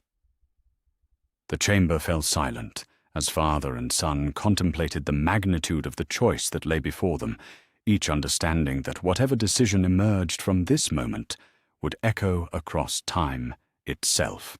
Outside the palace walls, across the galaxy that his survival had shaped, humanity continued its journey through the stars, unaware that their fate hung in the balance of an angel's doubt, and the question of whether any being, no matter how noble, possessed the right to determine the shape of eternity itself. In that silence, pregnant with the weight of 10,000 years of consequence, Sanguinius prepared to make the most difficult choice of his existence, knowing that whatever path he chose would be marked by the kind of sacrifice that no vision could fully prepare him to bear. The weight of eternity had settled upon his shoulders, and only his decision could determine whether humanity would face its future trials with the strength born of suffering, or the weakness that flowed from comfort with the divine. Chapter 11. The Last Flight of the Angel. The final battle for humanity's future began not with the thunder of guns or the screams of dying warriors, but with silence that stretched across the void like a held breath before the storm. Above the world of Baal Secundus, where the blood angels had gathered in numbers not seen since the Great Crusade, the umbral devourers manifested from the spaces between dimensions as entities that consumed not flesh, but the very concept of existence itself. Their forms were absence given shape, voids in reality that hurt to perceive directly. Yet Sanguinius looked upon them without flinching as he prepared to lead his sons in what might be their final battle as the beings they currently were.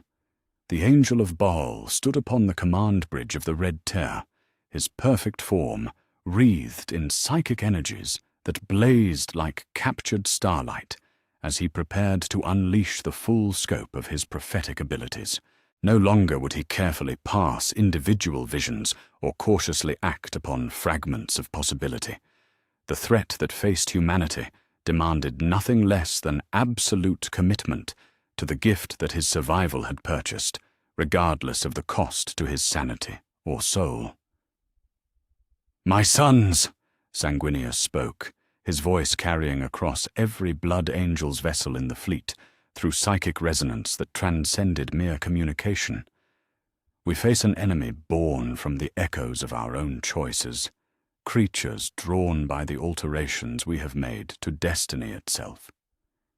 Yet in confronting them, we have the opportunity to forge something new from the crucible of battle, to become what we were always meant to be, rather than what we feared we might become." The umbral devourers struck without warning, their assault bypassing physical defenses to attack the fundamental essence of what made the Imperial fleet real. Ships began to fade from existence as their crews were drained not of life, but of meaning, their purpose consumed until nothing remained but empty shells drifting through void that no longer remembered their names. Yet Sanguinius had foreseen this moment in visions that stretched back to his first glimpse of altered futures, and his preparations had extended beyond mere tactical dispositions.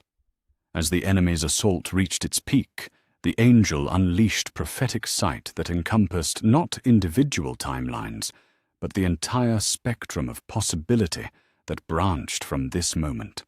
His consciousness expanded beyond the confines of singular perception, experiencing simultaneously every potential outcome of the battle, every choice that could be made, every consequence that might flow from victory or defeat. The visions crashed over him like tsunamis of liquid possibility, each one demanding attention while threatening to shatter his sanity beneath the weight of infinite knowledge. Through this overwhelming torrent of foresight, Sanguinius guided the imperial fleet with precision that seemed supernatural even to beings who had witnessed the Emperor's own tactical brilliance. He saw exactly where each enemy vessel would materialize before it arrived, precisely when their reality-draining weapons would fire, exactly how each imperial ship should move to avoid annihilation while positioning for counterattack. The Red Terror danced through patterns of destruction that should have been impossible to predict, her captain following orders that anticipated enemy actions before they were conceived.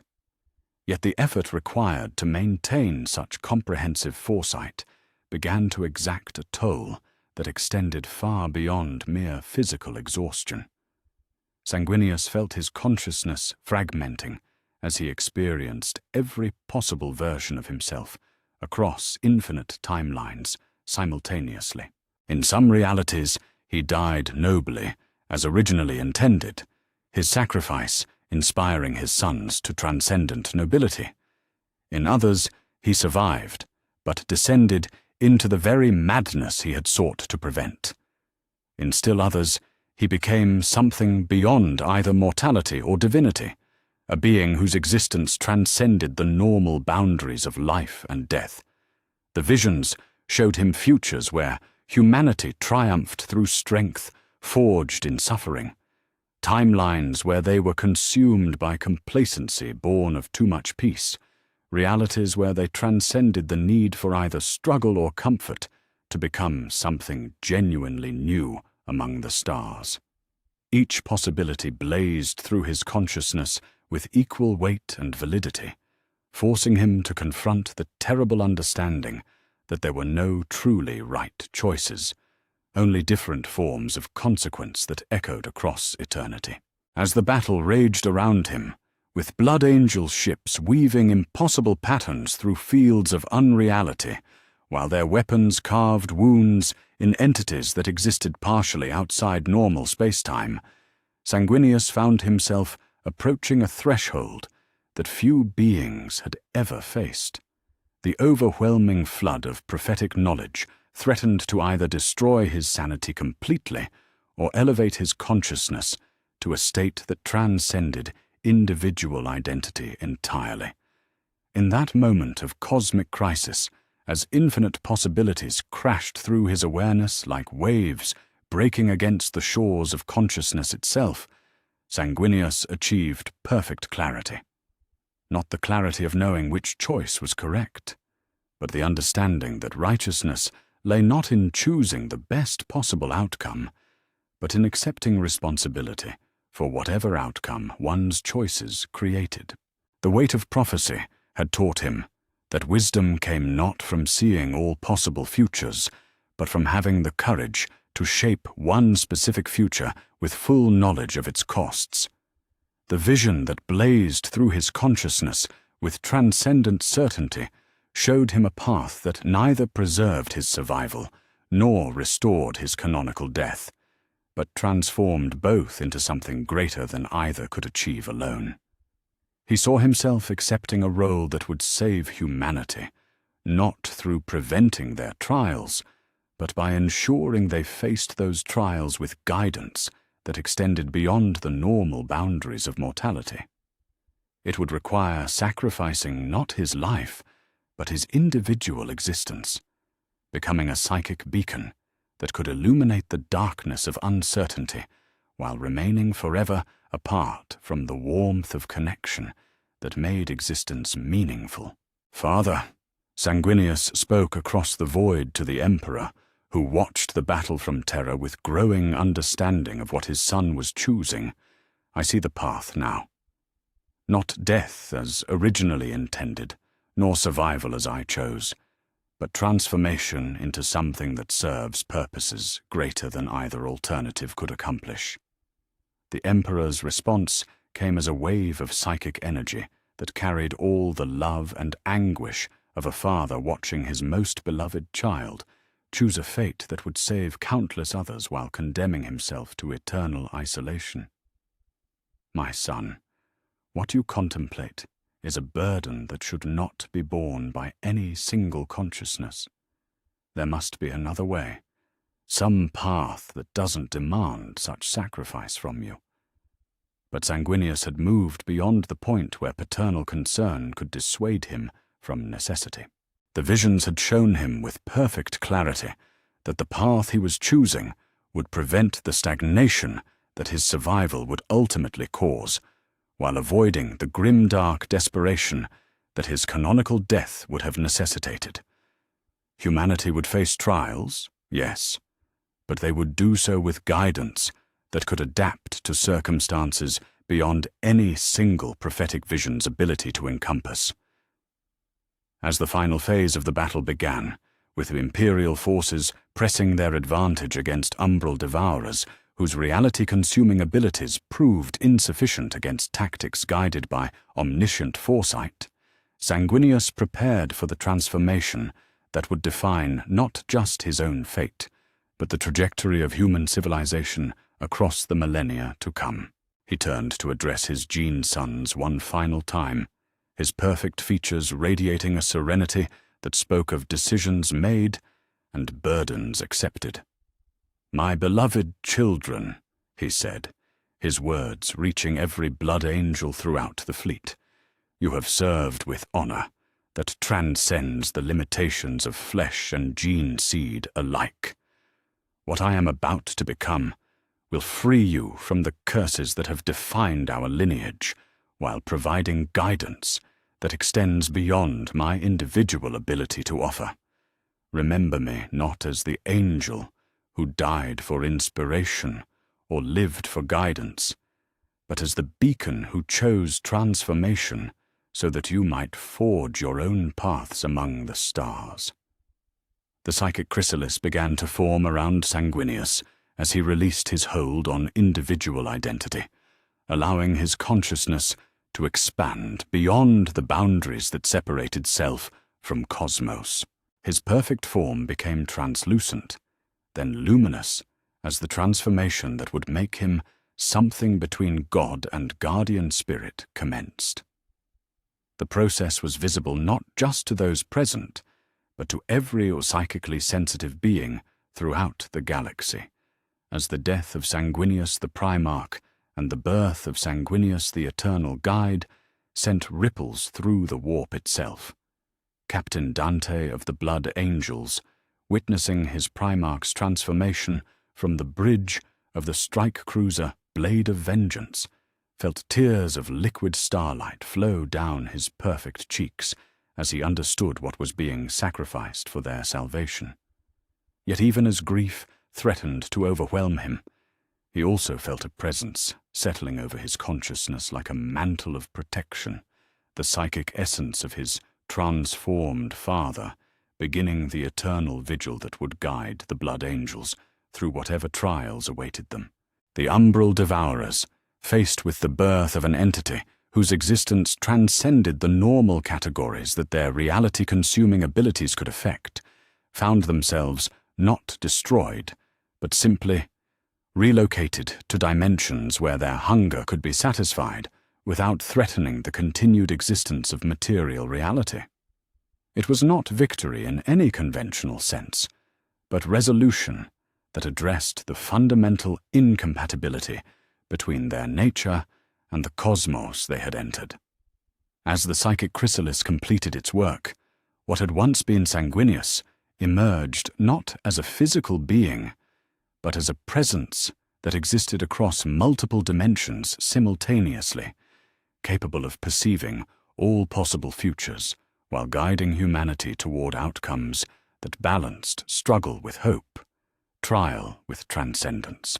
He had become what the galaxy had always needed, but never possessed, a guardian whose wisdom was tempered by love rather than mere duty, whose guidance could adapt to circumstances that no single vision could anticipate.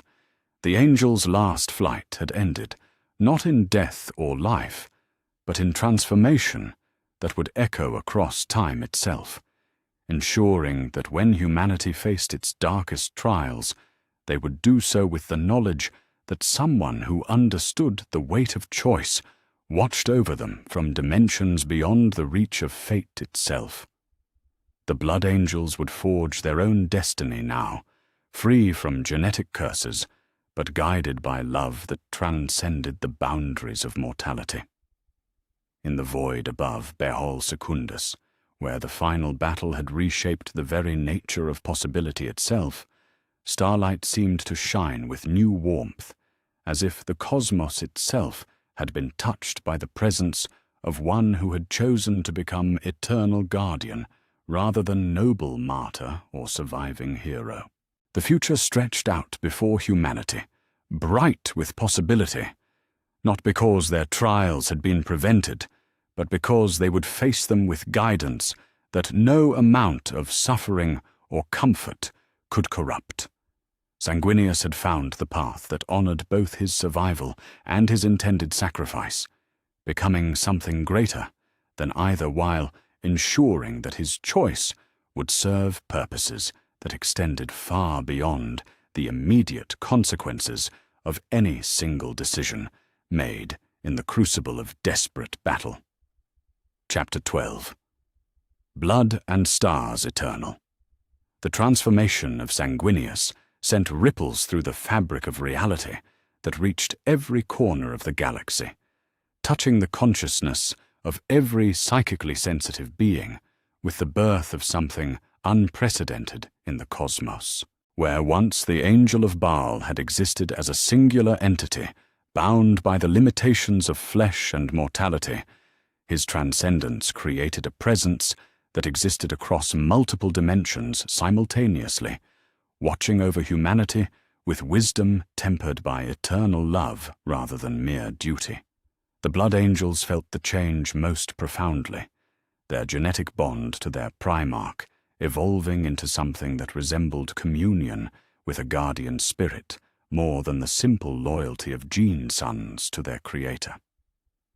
In the years following what came to be known as the Angels' Ascension, the Blood Angels chapter underwent changes that transformed them into something the galaxy had never witnessed.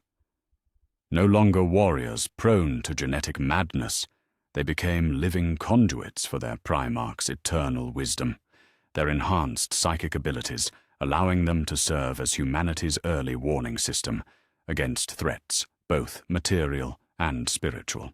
Captain Dante, who had wept tears of liquid starlight as he witnessed his father's transformation, found himself capable of perceiving danger across vast distances through dreams that carried the weight of prophetic truth.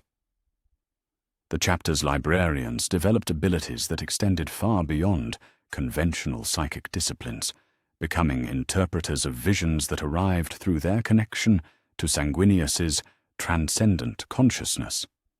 Brother Librarian Mephiston, freed from the multiple personality fragmentation that had threatened his sanity, discovered that he could channel different aspects of his Primarch's infinite perspective, accessing strategic insights that proved invaluable in campaigns across the galaxy. Yet this gift came with its own burden, as the Blood Angels found themselves experiencing fragments of their father's eternal vigil, sharing in the weight of watching over humanity's destiny across the span of centuries. The Emperor, witnessing how close he had come to losing another beloved son to the consequences of cosmic responsibility, reformed his approach to ruling humanity in ways that would echo across the millennia. Where once he had maintained distance from his subjects to preserve their capacity for independent growth, the near loss of Sanguinius taught him that some burdens were too great to be borne alone.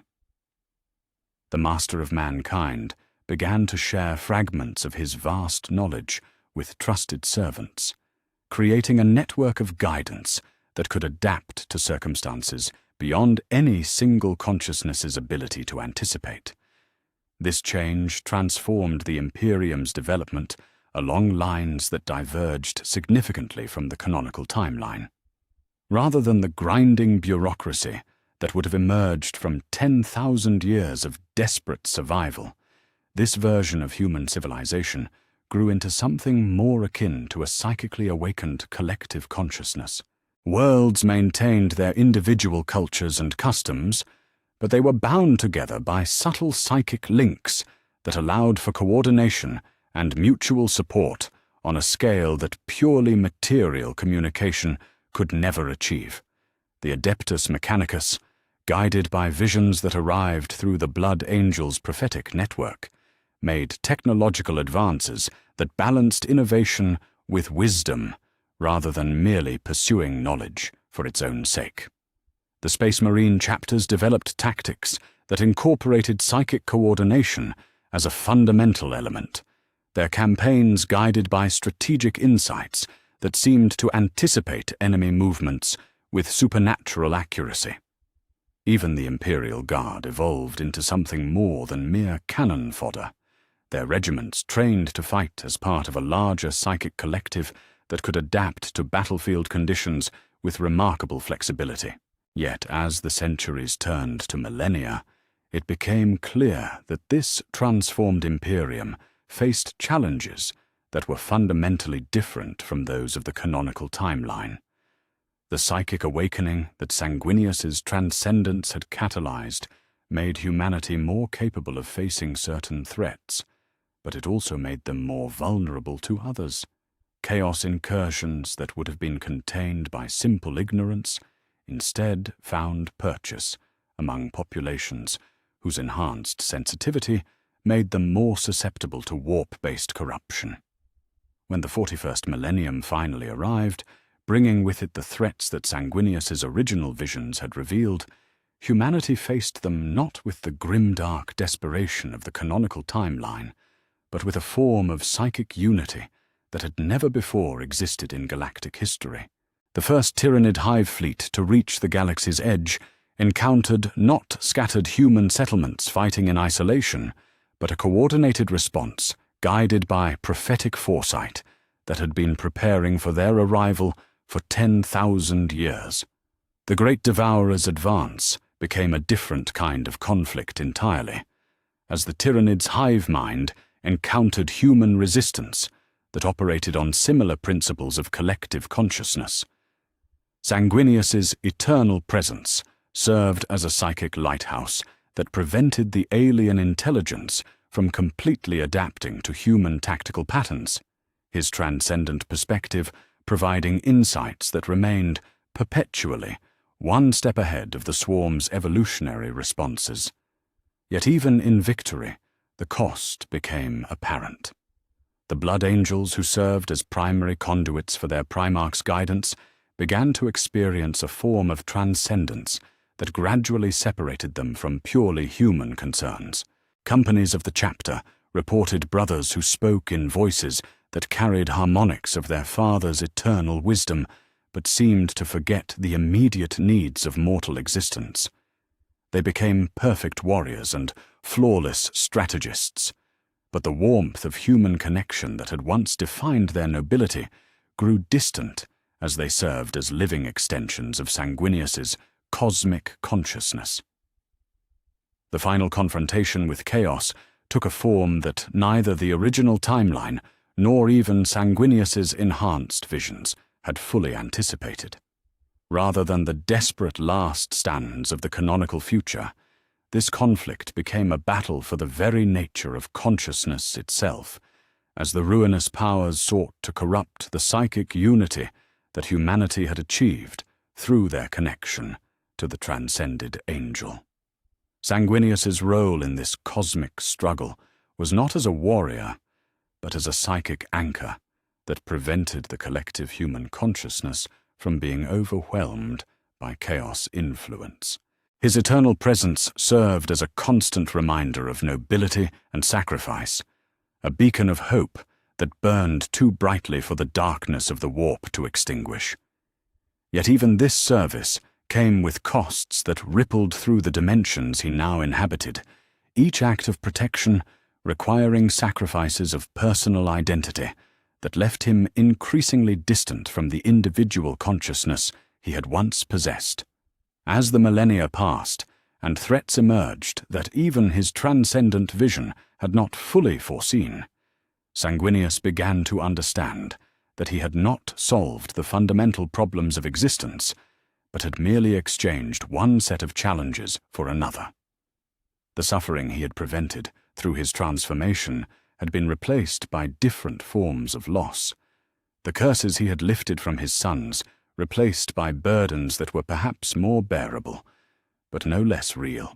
The galaxy that emerged from this altered timeline was neither the grimdark nightmare of the canonical future, nor the perfect utopia that his original visions had sought to create. Instead, it became something unprecedented, a cosmos where humanity possessed the psychic tools to face cosmic threats, but remained vulnerable to the very gifts that made such resistance possible. Worlds prospered under the guidance of collective wisdom, yet struggled with the loss of individual agency that such coordination sometimes demanded. The Blood Angels served as perfect guardians of human interests, but gradually became something beyond human understanding themselves. In the depths of dimensions that existed between material reality and pure thought, Sanguinius maintained his eternal vigil with a consciousness that encompassed perspectives no mortal mind could contain. He witnessed every birth and death among his gene sons, felt every moment of triumph and despair experienced by the humans he protected, perceived every threat that approached from the darkness between stars. Yet for all his transcendent awareness, the question that had driven his original choice remained unanswered: whether the path he had chosen truly served humanity's best interests, or had merely created a different form of the same eternal struggle. The Angel's perspective, stretched across 10,000 years of transformed history, allowed him to perceive patterns that spanned galactic cycles, to understand consequences that unfolded over time, scales that dwarfed individual lifespans. He saw how his choice had prevented certain forms of suffering while enabling others, how his transcendence had solved some problems while creating new ones, how every act of cosmic intervention carried costs that echoed across dimensions of existence that mortal consciousness could barely comprehend. As he watched over the Blood Angels who served as his living connection to material reality, Sanguinius felt something approaching peace settle over his transcendent awareness. He had not achieved perfection through his sacrifice, had not created a universe free from struggle or loss, had not prevented all the suffering that existence seemed to demand. Instead, he had ensured that when humanity faced its trials, they would do so with guidance that combined wisdom with love, strength with compassion, hope with the hard-won understanding that some battles could only be won by those willing to fight them. In the 41st millennium of this altered timeline, as new threats emerged from the void between galaxies and ancient enemies stirred from slumbers that had lasted since the galaxy's youth, humanity faced the future not with the desperate ignorance of the canonical timeline, but with eyes opened to possibilities that transcended the simple dichotomy of victory and defeat. They would struggle, as all living beings must struggle, but they would do so under the watchful gaze of one who had chosen eternal service over personal peace. The stars themselves seemed to shine with warmer light in this transformed cosmos, as if touched by the presence of an angel who had learned that the greatest sacrifice was not the giving of one's life, but the acceptance of existence without end in service to those whose lives remained beautifully, tragically finite. Sanguinius had become eternal, not to escape the burdens of choice, but to bear them across time itself, ensuring that future generations would face their trials with the benefit of wisdom earned through 10,000 years of watching, waiting, and loving without the possibility of rest. The blood of the angel flowed now not through mortal veins, but through the very fabric of space itself, binding humanity together in bonds that could stretch across the galaxy, while remaining strong enough to provide comfort to a single child afraid of the dark. And in that endless vigil, in that eternal watch, maintained between dimensions that had no names, Sanguinius had found not the peace he might have known in death, but the satisfaction of service that would echo across stars and centuries until the final darkness claimed even the memory of hope itself.